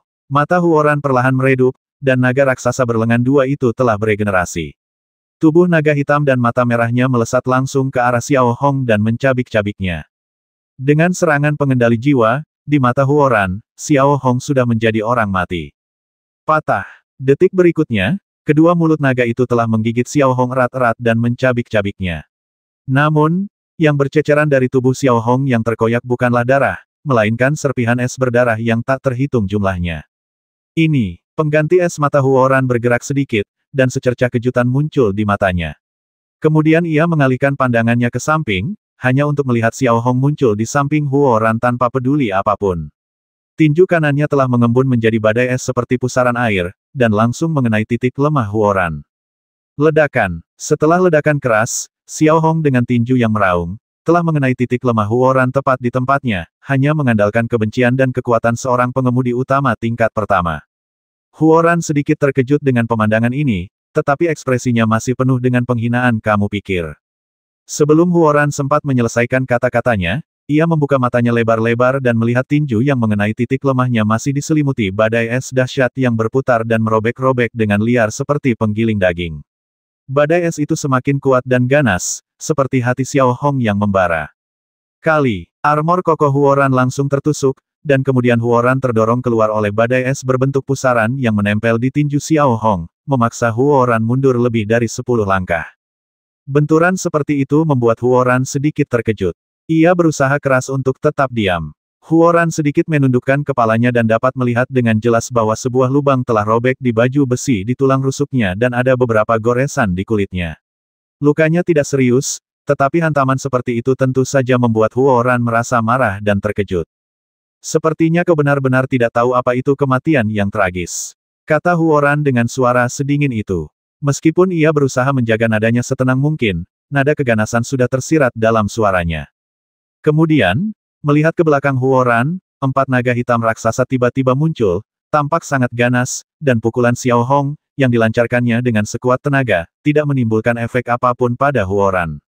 Kali ini, Huoran tidak diragukan lagi akan serius. Tanpa banyak jeda, naga raksasa di belakang Huoran meraung beberapa kali, membubarkan awan berwarna darah di langit. Kemudian, ia menyerang Xiao Hong dari 4 arah, menggigitnya hingga mati, hampir tak menyisakan ruang dan waktu untuk menghindar. Dengan serangan kekuatan penuh Yuhun, Xiao Hong pasti akan mati, tanpa kemungkinan untuk bertahan hidup. Terlebih lagi, menurut Huoran, tidak ada seorang pun yang dapat menahan serangan kekuatan penuhnya. Bang, bang, bang, bang. Namun, pada saat kritis ini, Huoran dan bahkan Xiao Hong terkejut melihat bahwa di antara Xiao Hong dan Huoran, pusaran biru muda seperti Bima Sakti yang luas muncul sedikit demi sedikit, dan 4 naga raksasa menabraknya, tanpa menggerakkan pusaran yang mempesona itu sama sekali. Keempat naga ganas di tingkat pengendalian jiwa bagaikan ikan yang berenang di akuarium, dan mulai mencair sedikit demi sedikit. Ini, mustahil. Mata Huoran terbelalak ketika melihat seseorang benar-benar bisa menangkis serangannya dengan kekuatan penuh. Ketenangannya yang sebelumnya telah sirna. Pemandangan seperti itu benar-benar di luar dugaannya. Tahukah kamu, untuk dapat menangkis serangannya, seseorang harus memiliki level di atas level pengendalian jiwa, tetapi bagaimana mungkin pasukan tawanan ini bisa memilikinya? Jika demikian, mengapa sebelumnya begitu sulit untuk bertarung? Xiao Hong, yang awalnya bertekad untuk mati, juga terkejut. Namun, raut wajahnya tiba-tiba berubah. Ia melihat sosok di sampingnya, sedikit demi sedikit menghalangi sinar matahari yang menyilaukan, bagaikan gunung yang menjulang dari tanah. Sebuah telapak tangan tebal perlahan terulur dari belakang Xiao Hong ke depan. Menoleh sedikit, ekspresi Xiao Hong tiba-tiba berubah. Ia melihat Flo di belakang Xiao Hong telah membuka matanya dan perlahan berdiri dari kereta logam di samping Wang Jun. Pola pertempuran di tubuh Yun terpancar di antara lengan bawahnya. Matanya menatap Huoran, seolah tanpa emosi. Kemudian, ia berjalan perlahan mendekati Xiao Hong. Meskipun tampak sangat lemah, matanya yang sebelumnya keruh kini tampak jernih. Ia sedikit membungkuk, dan wajahnya yang pucat menunjukkan sedikit kegigihan dan semangat pantang menyerah. Melihat pria jelek yang sebelumnya tidak mencolok ini tiba-tiba berdiri dan memblokir serangannya, alis Huoran berkedut sedikit. Siapakah? Huoran menatap Flo dan bertanya. Ia melihat wajah Flo penuh luka dalam, dan bibir atasnya jelas-jelas hilang sebagian karena pembusukan. Ia tampak agak menakutkan.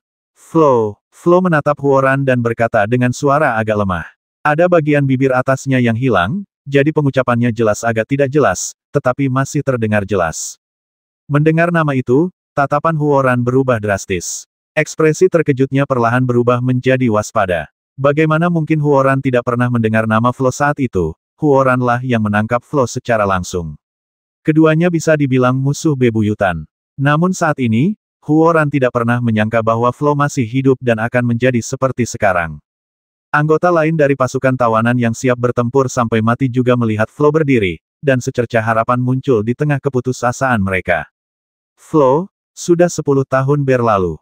Aku tidak menyangka kau masih hidup. Kukatakan padamu, kau bukan tandinganku saat itu, dan kau juga bukan tandinganku sekarang, dasar pria berbadan tegap tapi berpikiran sederhana. Huoran berkata lembut dengan mata sedikit menyipit. Namun, kewaspadaan di wajahnya semakin serius. Ia tahu betul bahwa Flo tidak mudah dihadapi. Untuk menangkapnya, total 10.000 orang hilang. Namun, dari pengamatan Huoran, Flo ini seharusnya baru saja pulih dari penyakit serius dan berada dalam kondisi sangat lemah, jadi seharusnya tidak sulit untuk menghadapinya. Faktanya, Flo sendiri juga sangat jelas tentang hal ini. Meskipun ia memiliki kekuatan pengendalian jiwa tingkat kedua, ia berada dalam periode lemah dan telah menderita siksaan selama lebih dari 10 tahun. Flo sendiri tidak memiliki harapan untuk mengalahkan Huoran dalam keadaan seperti itu. Semasa muda, Flo sangat kompetitif. Namun, sejak kematian Harrison, seiring bertambahnya usia dan pengalaman, Flo tak lagi peduli menang atau kalah. Ia bangkit kembali dengan satu tujuan membalas budi. Orang pertama yang ingin ia ucapkan terima kasih karena masih hidup adalah Xiao Hong, yang kedua adalah Wang Jun, dan bahkan semua anggota pasukan tawanan. Xiao Hong, ini mungkin pertama kalinya kita berkomunikasi secara normal, tapi ini sudah cukup. Serahkan urusan di sini padaku. Kau bisa memimpin semua pasukan tawanan dan pergi. Aku akan mengantarmu. Flo menoleh sedikit dan berkata kepada Xiao Hong kata demi kata. Apa yang akan kau lakukan mengirimmu pergi tidak perlu. Karena kau sudah bangun, kita akan berjuang berdampingan. Sejak kita di kamp konsentrasi Xinyi, kita sudah memperlakukanmu sebagai anggota tentara tahanan. Tentara tahanan tidak akan pernah menyerah padamu. Xiao Hongdao, yang berdiri di belakang Flo. Terima kasih telah berjuang bersamaku, tapi kau harus tetap hidup. Pasukan tawanan tak boleh menerima korban lagi. Ini sepadan dengan pengorbanan nyawaku yang tersisa demi masa depan kelompokmu. Selamat tinggal. Flo menatap Xiao Hong dalam-dalam, nadanya lembut, lalu melambaikan tangannya. Suara mendesing. Dalam sekejap, sebuah benda energi oval biru besar terbentuk di langit, lalu bersinar langsung ke bawah, menutupi area tempat Xiao Hong dan pasukan tahanan berada. Hei, Flo, apa yang kau lakukan? Xiao Hong melihat pemandangan ini. Tepat saat ia hendak melangkah maju, ia mendapati dirinya dan Flo dipisahkan oleh membran energi yang tebal. Selamat tinggal, Xiao Hong, kau bos yang baik. Flo menatap Xiao Hong dengan senyum lega, lalu merentangkan tangannya ke langit. Sebuah energi biru kehijauan langsung bersinar di tangannya. Sebelum semua orang sempat bereaksi, area yang diselimuti cahaya biru itu mulai terdistorsi, seperti lubang cacing yang menelan. Detik berikutnya, semua orang di area yang diterangi cahaya biru itu lenyap, entah mereka tentara tawanan atau tentara Gao Xiang, semuanya lenyap. Orang pembawa sial, melihat pemandangan ini, mata Huoran terbelalak. Ia tentu saja mengerti apa ini. Pergerakan ruang itu mirip dengan celah ruang, yang langsung memindahkan Xiao Hong dan yang lainnya ke tempat terdekat. Tidak akan terlalu jauh, tapi cukup bagi Xiao Hong dan yang lainnya untuk melarikan diri sepenuhnya. Kau pikir Harrison kecil itu bisa kabur setelah menyingkirkan tempat ini? Lucu sekali. Tapi sebelum itu, kaulah yang akan mati. Huoran mengeluarkan suara sedikit kesal, lalu melepaskan 4 naga hitam lagi, menyerbu ke arah Flo. Pada saat yang sama, lebih dari 7.000 tentara di seluruh kota Panduo juga bergegas menuju Flo. Apapun yang terjadi, aku sudah berusaha sebaik mungkin. Selama mereka masih hidup sedetik lagi, aku akan mati tanpa penyesalan. Flo tampak lega, lalu ia mengaktifkan beberapa pola pertempuran yang tersisa di Yunzong. Kemudian terjadilah pertarungan satu orang, mencoba bertahan selama mungkin untuk memberi waktu bagi Xiao Hong untuk melarikan diri. Benar, level kekuatan pendorong Flo memang satu level lebih tinggi daripada Huoran, tapi bayangkan saja, akan aneh jika seseorang yang telah mengalami penyiksaan lebih dari 10 tahun masih dalam kondisi prima. Oleh karena itu, dalam hal kekuatan tempur saja, Flo bukanlah tandingan Huoran. Namun, Flo memiliki keunggulan yang belum pernah diraih Huoran, yaitu pola bertarung yang diberikan Xiao Hong kepada Flo. Semua pola pertempuran ini masih utuh dan milik Yunzong. Sudah jelas siapa Yunzong. Dia adalah murid senior Altar Suci dan saudara setia Hei Zesen. Altar Suci adalah tempat yang menghasilkan pola pertempuran yang luar biasa. Akan aneh jika pola pertempuran yang digunakan Flo sekarang bisa buruk. Oleh karena itu, dengan mengandalkan pola pertempuran ini dan performa yang luar biasa, Flo masih bisa melawan Huoran. Bahkan jika menghadapi ribuan orang, ia tidak akan kesulitan bertahan untuk sementara waktu. Sementara itu, di sisi lain, Xiao Hong dan yang lainnya hanya merasakan kilatan di depan mata mereka, dan dalam sekejap, mereka muncul di tepi pantai. Air laut di satu sisi berwarna biru tua, dan langit di atas lautan di kejauhan tampak sangat suram, dengan awan hitam yang berkibar-kibar. Namun, langit di atas kepala mereka masih biru. Ada 3 atau 5 kapal terbengkalai di pantai, salah satunya penuh lubang dan sangat besar, hampir setengah ukuran kapal pengangkut pasukan. Juga di sekitar Xiao Hong, pasukan tawanan telah dipindahkan ke sini dalam keadaan utuh. Hanya sekitar 100 orang yang masih mampu berdiri dan bertempur. Sisanya telah tewas atau kembali ke tempat asal. Selain itu, terdapat lebih dari 300 tentara Gao Xiang yang bercampur di daerah ini. Situasi semacam ini kurang lebih halus. Benar, menghadapi lebih dari 10.000 orang, Xiao Hong dan yang lainnya hampir tidak mungkin menang jika bertarung. Namun, sekarang, menghadapi lebih dari 300 tentara Gao Xiang benar-benar mudah bagi lebih dari 100 tentara tawanan. Ketika lebih dari 300 prajurit Gao Xiang, yang sebelumnya sangat kejam, menyadari situasi ini, raut wajah mereka yang garang berubah menjadi tak berdaya. Mereka melihat sekeliling dan mendapati ribuan rekan mereka sudah tidak ada lagi. Sebaliknya ekspresi para tentara tawanan mulai menjadi ganas, dan ada niat membasmi dalam diri murid-murid mereka. Sebelum lebih dari 300 prajurit Gao Xiang dapat sepenuhnya sadar, Xiao Hong memimpin pasukan tawanan dan bergegas menuju lebih dari 300 prajurit Gao Xiang. Kemarahan, kebencian dan raungan sebelumnya hampir dicurahkan kepada lebih dari 300 prajurit Gao Xiang. Dihadapkan dengan rasa sakit dan kebencian yang membara, lebih dari 100 prajurit tawanan ini hampir bukan lagi manusia, melainkan binatang buas yang haus darah. Mereka mencengkeram seorang prajurit Gao Xiang, langsung mencengkeram rahangnya, lalu menariknya dengan keras, memotong kepala prajurit Gao Xiang hidup-hidup. Beberapa prajurit tawanan, yang basah kuyup dalam pembantaian dan menjadi seperti setan, langsung menyerbu ke depan, menggigit leher prajurit Gao Xiang dengan gigi mereka, lalu mencabik-cabik leher mereka. Pada saat ini, pasukan tawanan tampak telah berubah menjadi binatang buas. Xiao Hong pun tak jauh lebih baik. Menghadapi para prajurit Gao Xiang di depannya, ia menggunakan palu es di tangannya untuk menghancurkan mereka menjadi pasta daging. Sesaat, seluruh pantai kembali diliputi pembantaian tak manusiawi oleh tentara tawanan. Jeritan memilukan dari para prajurit Gao Xiang tak henti-hentinya. Menghadapi serangan tentara tawanan, mereka mundur berkali-kali, tetapi akhirnya dirobohkan dan dibasmi secara brutal. Pemandangan mesum ini mungkin akan membuat orang biasa merinding melihatnya, tetapi bagi Xiao Hong, ia sudah terbiasa dengan tentara tawanan. Hanya dalam waktu 5 menit, seluruh pantai berubah menjadi merah tua. Di sisi lain, 300 prajurit Gao Xiang telah dicabik-cabik oleh tentara tawanan dengan berbagai cara. Segera setelah itu, semua prajurit tawanan sekali lagi mengalihkan pandangan mereka ke Xiao Hong yang berdarah, seolah-olah mereka mengikuti instruksi Xiao Hong. Ingat, jangan lakukan hal bodoh seperti itu di belakangku lain kali. Sekarang hitung jumlah orangnya dan lihat berapa banyak dari kita yang masih hidup dan berapa banyak yang masih bisa bergabung dalam pertempuran. Xiao Hong melirik Master Wu dan memberi perintah.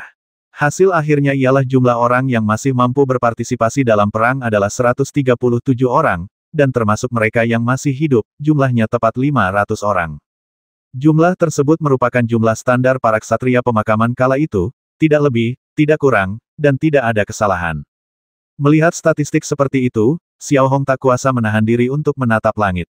Apakah ini kehendak dewa? Aku tidak ingin bicara banyak sekarang. Orang-orang yang terluka parah akan tetap di tempat mereka. Kurasa tidak akan ada yang datang ke sini untuk mencari mereka untuk sementara waktu. Siapa yang masih mampu berjuang dan bersedia menemaniku menyelamatkan Flo juga salah satu dari kita. Pasukan tawanan tidak akan meninggalkan rekan-rekannya. Seperti ini ketika dia pingsan, dan masih seperti ini sekarang. Aku tahu Flo bersusah payah menyelamatkan kita, dan agak bodoh bagi kita untuk kembali. Kalau begitu, kau boleh menganggapku bodoh. Aku hanya ingin tahu, siapa yang bersedia bersikap bodoh padaku? Xiao Hong melirik pasukan tawanan yang berdiri dan bertanya dengan lembut. Di sisi lain, gagasan untuk tidak menyerah pada rekan-rekan mereka sudah tertanam kuat di benak para tawanan. Tanpa basa-basi lagi, mereka menarik kuda-kuda berkaki besi yang penuh luka dari samping mereka. Jumlah kuda berkaki besi sekarang kurang dari 150, tetapi tampaknya sudah cukup. Melihat pemandangan ini, Xiao Hong tidak banyak berekspresi, hanya mengangguk kecil, lalu mengeluarkan peta berdarah dan sistem penentuan posisi pola sihir interaktif. Setelah membandingkan, Xiao Hong dapat dengan jelas menemukan bahwa lokasi mereka saat ini adalah 10 km di sebelah timur kota Panduo, yang sebenarnya tidak terlalu jauh dari kota Panduo.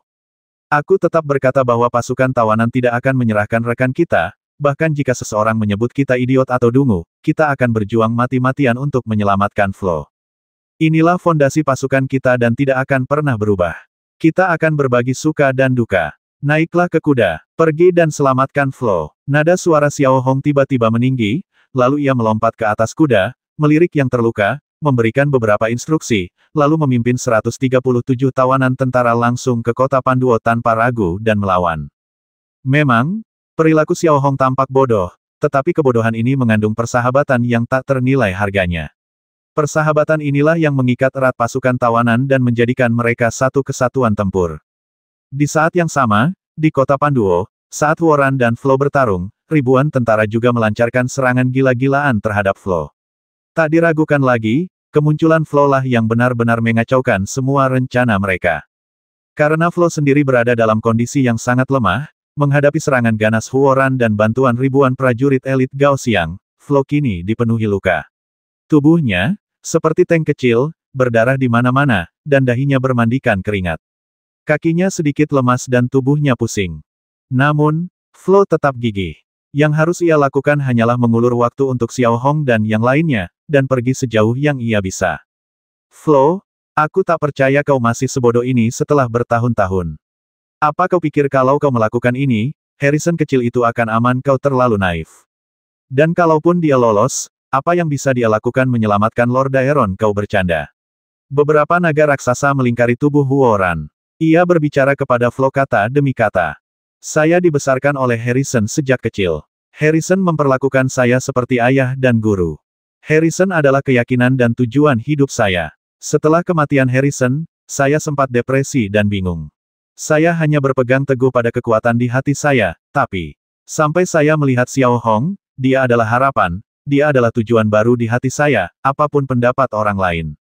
Di hati saya, dia sudah menjadi Harrison, yang lebih penting daripada hidup saya, dan saya percaya itu. Saya akan selalu percaya bahwa Xiao Hong bisa melakukannya. Flo menatap Huoran dengan tatapan dingin, seolah mengungkapkan suara hatinya. Meskipun Flo koma, Ia bisa merasakan kesetiaan Xiao Hong yang tak tergoyahkan hingga saat-saat terakhir. Inilah hal paling berharga di hati Flo. Terutama saat melihat Xiao Hong berjalan keluar dari ruang virtual Harrison, Flo tidak menyesal telah mati. Sepertinya kau baru menyadarinya saat kau hampir mati. Tapi itu tidak masalah. Pergilah ke neraka dan tunggu Xiao Hong. Aku akan mempertemukanmu kembali. Huoran tidak ingin membuang waktu lagi berbicara dengan Flo. Tiba-tiba ia membuka tangannya, dan beberapa naga raksasa langsung menyerbu ke arah Flo. Lalu mereka membuka mulut lebar-lebar dan menembakkan sinar cahaya hitam panjang ke arah Flo. Di tangan Huoran, bilah-bilah tajam seperti cakar naga juga terbentuk dan melesat langsung ke arah Flo. Menghadapi serangan penuh Huoran, meskipun Flo mampu melawan, karena kondisi fisiknya, ia terhempas oleh Huoran hanya dalam beberapa putaran perlawanan, dan darah di sekujur tubuhnya langsung berceceran. Di saat yang sama, para prajurit Gaoxiang yang padat juga memanfaatkan situasi dan melancarkan serangan padat lainnya terhadap Flo. Sekalipun mereka tidak bisa membasmi Flo, mereka pasti akan membuatnya cacat parah. Hampir semua prajurit Gaoxiang tidak menunjukkan emosi apapun di wajah mereka. Mereka sangat yakin bahwa Dewa Ogus akan melindungi jiwa mereka. 10 menit berlalu. Flo, yang terbaring di tanah, membasmi lebih dari selusin prajurit Gaoxiang, lalu bangkit dari tanah dengan keras kepala. Darah menetes dari ujung jarinya ke tanah, tetapi matanya yang lemah masih menunjukkan tekad yang tak terbatas. Kini hanya ada satu keyakinan di hati Flo, untuk berdiri, menahan semua orang di sini, dan membiarkan Xiao Hong dan pasukan tawanan pergi sejauh mungkin. Aku tidak menyangka kau masih bertahan. Kukatakan padamu, Flo, ini sia-sia. Sekalipun Xiao Hong kabur dari sini dan lari ke ujung bumi, aku akan menyeretnya kembali, mencabik-cabik tubuhnya sedikit demi sedikit, dan membiarkan darahnya mengalir ke seluruh makammu. Ekspresi Huoran dingin, dan matanya mulai menunjukkan tatapan ganas sedikit demi sedikit. Kemudian dia sekali lagi membawa Jikang dan bahkan ratusan tentara Gaoxiang untuk mengepung dan membasmi Flo. Tak diragukan lagi, saat ini Flo tampaknya telah mencapai batasnya. Jika ia terus melakukan penemuan-penemuan seperti itu, ia pasti akan mati. Dengung, dengung, dengung, dengung. Tepat pada saat ini, suara gesekan udara yang hebat tiba-tiba terdengar dari langit. Suaranya padat, seperti lebah liar yang beterbangan. Sambil sedikit mengangkat kepala, semua orang di alun-alun itu melihat bilah-bilah energi melingkar berwarna merah darah yang berjadewa dari langit bagaikan hujan badai. Flo, Huoran, dan bahkan seluruh prajurit Gaoxiang dipenuhi rasa takjub yang tak terkira melihat pemandangan di depan mereka. Mereka tak pernah membayangkan pemandangan seperti itu. Saat berikutnya, bilah cahaya merah darah yang jatuh ke tanah tiba-tiba berguling, dan ujung gergajinya mulai mencabik-cabik tubuh prajurit Gaoxiang dengan panik di area yang luas, dengan darah dan daging beterbangan di mana-mana dan darah berceceran di mana-mana. Pukulan seperti itu benar-benar di luar dugaan semua orang. Hanya sekitar 1 menit berlalu, dan sekelompok besar tentara Gaoxiang di sisi timur alun-alun inti telah menjadi kekacauan berdarah. Serangan mendadak ini menewaskan sekitar 7 atau 800 tentara Gaoxiang. Serangan tak terduga ini dapat dikatakan telah menggigit sepotong daging besar dari divisi lintah dan divisi merpati hitam. Siapa keluar? Huoran sedikit meninggikan suaranya dan berbicara. Meskipun Huoran sudah menebak siapa pelakunya, ia masih tidak percaya. Ia tidak lagi bisa memahami logika bertarung Xiao Hong. Di sisi lain, Flo, yang bertekad mati, mengubah ekspresinya secara drastis ketika melihat pemandangan ini. Menurutnya, Xiao Hong seharusnya tidak pernah kembali. Ini jelas merupakan pemborosan niat baiknya. Meskipun ia berpikir demikian, Flo merasakan kehangatan dan emosi yang tak terlukiskan di hatinya. Bahkan saat ini, Xiao Hong tidak meninggalkannya. Hampir tepat saat Huoran baru saja mengatakan ini, ia melihat Rerun Dewa di sisi timur dan melihat Xiao Hong dan 137 prajurit tawanan lainnya berdiri. Masing-masing memegang kepala manusia berlumuran darah di tangan mereka. Mereka hampir semuanya adalah prajurit Gaoxiang yang bersembunyi di Rerun Dewa dan ahli dalam serangan diam-diam jarak jauh. Kini mereka semua telah disergap oleh Xiao Hong dan yang lainnya. Xiao Hong, seharusnya kau tidak kembali. Flo menghela napas ketika melihat Xiao Hong beberapa ratus meter jauhnya. Flo, akulah, Xiao Hong, yang menyelamatkan hidupmu, dan aku telah bekerja keras membesarkanmu begitu lama. Menurutku, hidupmu adalah milikku, dan itu adalah milikku. Akulah yang berhak menentukan apakah akan menyimpannya atau tidak. Aku tidak akan membiarkanmu mati, dan kau harus hidup. Jika kau menganggapku sebagai penerus Harrison, baiklah, maka kau adalah bawahanku sekarang, dan kau harus mematuhi perintahku. Xiao Hong berdiri di atas sebuah bangunan batu dengan hanya tersisa setengahnya, menatap Flo dan berkata. Ketika Flo mendengar ini, dia terdiam sesaat, dan hanya mengangguk kecil. Hidupku adalah milikmu. Xiao Hong, aku sungguh tak menyangka kau bisa kembali. Ini luar biasa dan menyelamatkan kita dari masalah. Huoran menatap Xiao Hong dan melanjutkan. Xiao Hong tidak menanggapi kata-kata Huoran. Ia hanya menatapnya dengan dingin dan membanting kepala di tangannya ke tanah. Soal cara bertarung, ikuti saja apa yang kami katakan tadi. Kita sudah mati sekali, jadi lepaskan beban psikologisnya dan hajar dia sampai babak belur, perintah Xiao Hong dengan ekspresi dingin. Dimengerti, jawab para prajurit tawanan satu persatu, lalu menghancurkan pola pertempuran berbentuk bulan sabit di tangan mereka yang telah menghabiskan seluruh energi mereka, lalu mengambil senapan runduk berpola sihir jarak jauh dari mereka. Semuanya ditinggalkan oleh para prajurit Gao Xiang yang ahli dalam serangan jarak jauh. Setelah itu, Xiao Hong memimpin 16 pengemudi hebat dan melompat langsung dari rerun Dewa Tinggi, dan kemudian sekali lagi menyerbu ke alun-alun inti. Adapun sisa pasukan tawanan, mereka mulai menembaki pasukan Gao Xiang dari kejauhan secara gerilya di pinggiran. Pada dasarnya, mereka tidak memasuki formasi musuh, tidak mempertahankan formasi, dan berpindah ke tempat lain setelah setiap tembakan. Menghadapi serangan seperti itu, pada saat ini, prajurit Gao Xiang mulai merasa sedikit bingung saat mereka menyaksikan rekan-rekan mereka jatuh satu demi satu. Seandainya Flo tidak ada di sana, semuanya akan mudah. Lebih dari 100 tentara tawanan ini bisa saja mengepung dan mencegat mereka. Namun, dengan gangguan Flo dan para tentara tawanan yang dikirim dengan pengikut yang sangat sedikit, hal itu tentu saja menyebabkan mereka kebingungan besar. Jika mereka langsung mengejar dan membubarkan formasi, tekanan terhadap Flo tidak akan cukup. Jika mereka berkonsentrasi menghadapi Flo, mereka hanya bisa menunggu pasukan tawanan terus menggerogoti mereka dari pinggiran. Terutama Xiao Hong yang kembali menerobos masuk ke dalam perkemahan musuh, beserta ke-15 pengemudi hebat yang sama sekali tidak terlibat, serangan mereka pun makin variatif. Huoran, yang berdiri di tengah alun-alun, sama sekali tidak terlihat galak ketika melihat situasi ini. Malahan, tatapannya perlahan-lahan semakin dingin. Tanpa melirik Flo di depannya, sosok Huoran melesat dan menerjang Xiao Hong untuk membasminya. Gemuruh. Hampir pada saat Huoran melesat ke depan Xiao Hong dan mengangkat cakar di tangannya untuk memberikan pukulan mematikan kepada Xiao Hong, kecepatan Flo pun tak melambat. Bagaikan kilat, ia muncul tepat di hadapan Xiao Hong. Tangannya yang berpusar energi menangkis serangan Huoran. Kekuatan tumbukan yang dihasilkan oleh kedua tubuh energi itu seketika menyebabkan retakan muncul di tanah di bawah kaki mereka. Dampak besar gelombang energi itu bagaikan badai, menyapu semua debu di tanah. Huoran, lawanmu adalah aku. Jangan gunakan cara terkutuk itu. Kalau kau ingin bertemu Xiao Hong, kau harus melewatiku dulu. Flo menatap Huoran dengan dingin dan berkata dengan nada muram. Meski hingga kini Flo masih yakin betul kalau Xiao Hong tidak akan kembali, namun kembalinya Xiao Hong secara tak kasat mata justru memberikan Flo keyakinan lebih, dan ia tidak lagi sendiri dan berjuang untuk bertahan hidup. Segera setelah itu, seluruh inti alun-alun kembali dilanda kekacauan. Xiao Hong dan para pengemudi hebat lainnya bertanggung jawab melindungi sayap dan punggung Flo, sementara Flo berkonsentrasi melawan Huoran. Pasukan tawanan di pinggiran juga dengan panik melancarkan serangan-serangan yang mengganggu, berusaha sebisa mungkin mengalihkan perhatian para prajurit Gao Xiang. Tak dapat dipungkiri bahwa tata letak pertempuran seperti itu telah mencapai hasil tertentu. Setidaknya untuk saat ini, Flo dan bahkan Xiao Hong tidak dirugikan, tetapi tentu saja, mereka tidak memiliki keuntungan sama sekali. Lagi pula, Xiao Hong tahu betul bahwa ini bukanlah solusi jangka panjang.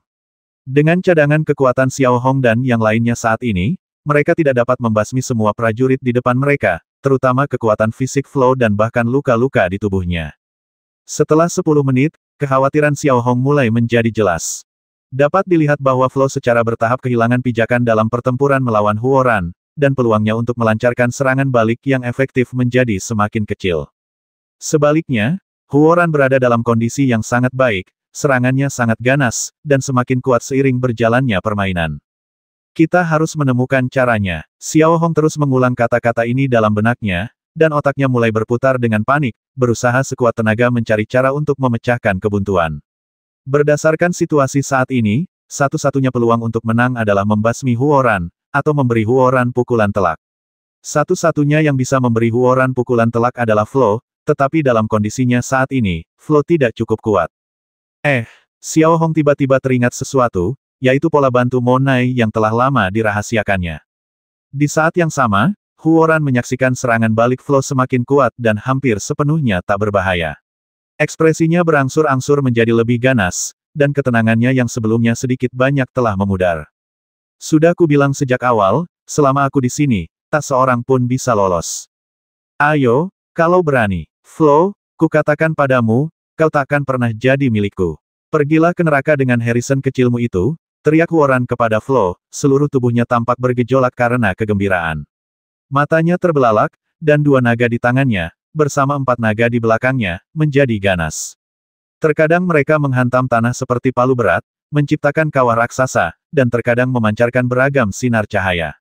Setiap pukulan menjadi ancaman yang signifikan bagi Flow. Di sisi lain, Flow terus-menerus membela diri. Keringat dan darah telah bercampur, dan raut wajahnya semakin muram. Ia tak lagi bisa menemukan kelemahan Huoran, apalagi memberikan pukulan mematikan. Saat itu, hati Flow dipenuhi dendam. Flow, gunakan seluruh kekuatanmu dan serang Huoran. Pada saat ini, suara Xiao Hong tiba-tiba mencapai telinga Flow, yang membuat hati Flow gembira. Meskipun dia tidak tahu apa yang akan dilakukan Xiao Hong, Flow tetap menggertakkan giginya, mengumpulkan sisa tenaganya, mengepalkan tinjunya yang dipenuhi pusaran, dan menyerbu ke arah wajah Huoran, menyerang dengan putus asa. Bodoh! Aku sudah mencoba berkali-kali, serangan seperti ini tidak akan berhasil. Huoran tak kuasa menahan diri untuk berteriak, dan 6 naga hitam muncul di hadapannya, membentuk penghalang. Namun, tepat ketika tinju Flow hendak mengenai naga itu, Flow dan bahkan Huoran dapat dengan jelas melihat Xiao Hong mengangkat telapak tangannya, dan cahaya merah langsung menempel di tubuh Flow. Dalam sekejap, 2 cahaya merah muncul di kedua lengan bawah Flow. Kekuatan serangan yang dapat ditingkatkan oleh pola bantu Monai hanya sekitar 12% hingga 13%. Bagi orang setingkat Yutu dan Yuze, hal ini tidak terlihat, tetapi bagi Yuhun, 12% ini bukanlah angka yang kecil. Ini seperti menambahkan 10% ke 10 koin emas, yang hanya akan menghasilkan 1 koin lagi. Lalu bagaimana dengan 1 juta koin emas, berapa tambahannya? Suara mendesing. Sebelum Huoran dan bahkan Flow dapat bereaksi terhadap apa yang terjadi, Flow mengayunkan tinjunya dan menghancurkan naga pelindung itu berkeping-keping. Melihat Flow menerobos pertahanannya, ekspresi Huoran yang awalnya bersemangat membeku, dan sedikit kejutan melintas di matanya, karena pukulan ini jauh lebih kuat dari yang sebelumnya. Bang! Saat berikutnya, sebelum Huoran bisa pulih sepenuhnya dari keterkejutannya, pukulan Flow sudah mengenai wajah Huoran dengan kuat, langsung menjatuhkan Huoran, yang memiliki kekuatan untuk mengendalikan jiwa. Pada saat yang sama, Huoran merasakan pusing di depan matanya dan tubuhnya kehilangan kendali. Melihat Xiao Hong di sisi lain, dia memanfaatkan kesempatan itu, membentangkan sayap ajaibnya, mendorong tanah dengan keras dengan kakinya, dan berlari langsung ke arah Huoran yang terbang menjauh. Xiao Hong, apa yang kau lakukan? Flow, yang masih syok, melihat Xiao Hong bergegas keluar dari sampingnya dan langsung menuju Huoran. Flow berkata dengan terkejut, kau tahu, Xiao Hong hanyalah seorang pengemudi hebat tingkat pertama, sementara Huoran adalah seorang pengemudi jiwa tingkat pertama. Perbedaan kekuatan antara keduanya terlalu besar. Tak perlu dikatakan betapa besar risikonya untuk maju seperti ini. Xiao Hong tidak menanggapi kata-kata Flow. Dalam sekejap mata, ia berada kurang dari 20 meter dari Huoran. Meskipun Huoran sedikit linglung dan kehilangan keseimbangan, ekspresi garang muncul di wajahnya saat dia melihat Xiao Hong berlari ke arahnya. Apa kau benar-benar berpikir kau bisa memberikan pukulan mematikan kepadaku dengan sedikit kekuatanmu? Kau terlalu percaya diri. Setelah mengatakan itu, 2 naga raksasa di belakang Huoran langsung membidik Xiao Hong dan menggigitnya lagi dengan kecepatan yang sangat tinggi. Di sisi lain, ekspresinya tampak sangat tenang. Menghadapi 2 naga raksasa yang menerjangnya, ia memanfaatkan kesempatan untuk menambahkan efek pola bantu Monai pada dirinya sendiri. Pada saat yang sama, sayap sihirnya kembali menyala, dan kecepatannya meningkat hingga batas tertentu. Tepat ketika kedua naga raksasa itu hendak menggigitnya, Xiao Hong dengan cepat membuat gerakan yang menawan. Kedua naga raksasa itu menyentuh pakaian Xiao Hong dan melompat keluar. Dihindari. Melihat pemandangan ini, Flow hampir tak percaya. Hanya dengan kekuatan seorang Master Driver yang hebat, ia mampu menghindari serangan Soul Driver hanya dengan mengandalkan skill. Meskipun Soul Driver tersebut sedikit kehilangan keseimbangan, hal itu tetap cukup mengejutkan. Tentu saja, Yang paling terkejut adalah Huoran. Meskipun dia tidak mengatakan apa-apa, matanya terbuka lebar. Sebelum Huoran sempat melancarkan serangan lagi, wajah dingin Xiao Hong muncul di sisi kiri Huoran. Ia lalu mengangkat jari telunjuk kirinya yang berwarna merah darah dan menempelkannya tepat di pelipis Huoran. Saat berikutnya, seberkas cahaya merah keluar dari pelipis kanan Huoran. Pada saat ini, Huoran tiba-tiba merasakan hawa dingin di otaknya, itu saja. Gemuruh. Segera setelah itu, Huoran terlempar dan jatuh ke tanah. Seluruh proses itu berlangsung kurang dari sedetik. Huoran jatuh ke tanah dan berguling tanpa henti. Raut wajahnya yang berdarah tampak garang saat ia menatap Xiao Hong di depannya. Kau pikir kau bisa mengalahkanku hanya dengan kekuatanmu? Sebelum Huoran sempat menyelesaikan sisa kata-katanya, ekspresinya tiba-tiba berubah, dan raut wajah ngeri yang langka muncul di wajahnya. Saat ia berbicara, Huoran tiba-tiba merasa matanya mulai kabur dan pandangannya mulai pusing. Sosok Xiao Hong di depannya mulai terdistorsi, dan suara-suara pertempuran serta berbagai gema terus berputar dan bergema di benaknya. Pada saat ini, Huoran sepertinya menyadari bahwa serangan ringan Xiao Hong tadi, meskipun tampak sepele, sebenarnya sangat ganas. Serangan itu akan menyebabkan orang berhalusinasi tanpa henti dan kehilangan kemampuan untuk melawan dalam waktu singkat.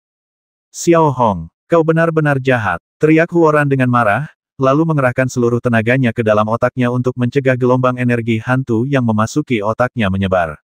Namun, dengan melakukan itu, efektivitas tempur Huoran melemah drastis, dan kekuatan yang menekan gelombang energi sihir berdengung di benaknya. Meskipun ia tidak sepenuhnya tenggelam dalam ilusi, matanya sudah berputar. Berbahaya terserah kau saja, kata Xiao Hong sambil mengangkat tangannya, lalu melangkah ke arah Huoran, lalu menunggangi tubuh Huoran dan meninjunya dengan ganas. Luapkan amarahmu. Tinju yang terbungkus es berusia 10.000 tahun itu menghantam daging dengan setiap pukulan, dan setiap pukulan itu seperti menghantam genangan air, memercikkan lapisan darah. Bahkan beberapa gigi Huoran, yang lebih keras dari berlian, langsung hancur dan beterbangan. Setelah lebih dari selusin pukulan, wajah Huoran tak lagi dikenali. Jika ia bukan ahli jiwa, Huoran pasti sudah ditinju sampai mati. Kekejaman di Xiao Hong mulai meningkat. Meskipun Huoran masih sadar, ia merasa otaknya akan meledak. Ditambah dengan pukulan-pukulan gila Xiao Hong, ia tak berdaya melawan dan hanya bisa bertahan pas-pasan. Namun, hatinya hampir meledak karena amarah. Jikang, komandan divisi merpati hitam yang berada tak jauh dari Huoran, tentu saja bisa melihat pemandangan ini. Seorang Master Agung Yu tingkat pertama menunggangi tubuh Master Jiwa dan menghajarnya. Sungguh luar biasa. Namun, meskipun begitu, Jikang tahu betul bahwa jika Huoran mengalami kecelakaan di sini, konsekuensinya adalah Flow akan terbebas sepenuhnya. Monster tua dengan level pengendali jiwa niscaya akan menjadi bencana bagi para prajurit Gao Xiang yang masih memiliki ribuan orang tersisa. Dengan pemikiran ini, Jikang tak berani berhenti. Ia melompat dan bergegas menuju Xiao Hong. Melihat Jikang menyerbu ke arahnya, Xiao Hong tak punya pilihan selain berdiri dan melawannya. Dalam sekejap, mereka berdua mulai bertarung seperti dua binatang buas. Pada saat yang sama, menatap Huoran, ia berdiri terhuyung-huyung. Namun, dalam waktu singkat, ia telah kehilangan kemampuan bertarungnya sepenuhnya. Ia merasa pusing dan seluruh tubuhnya mulai terasa lemas. Ia hanya bisa mengerahkan seluruh kekuatannya untuk menyegel gelombang energi ibel hantu itu. 500.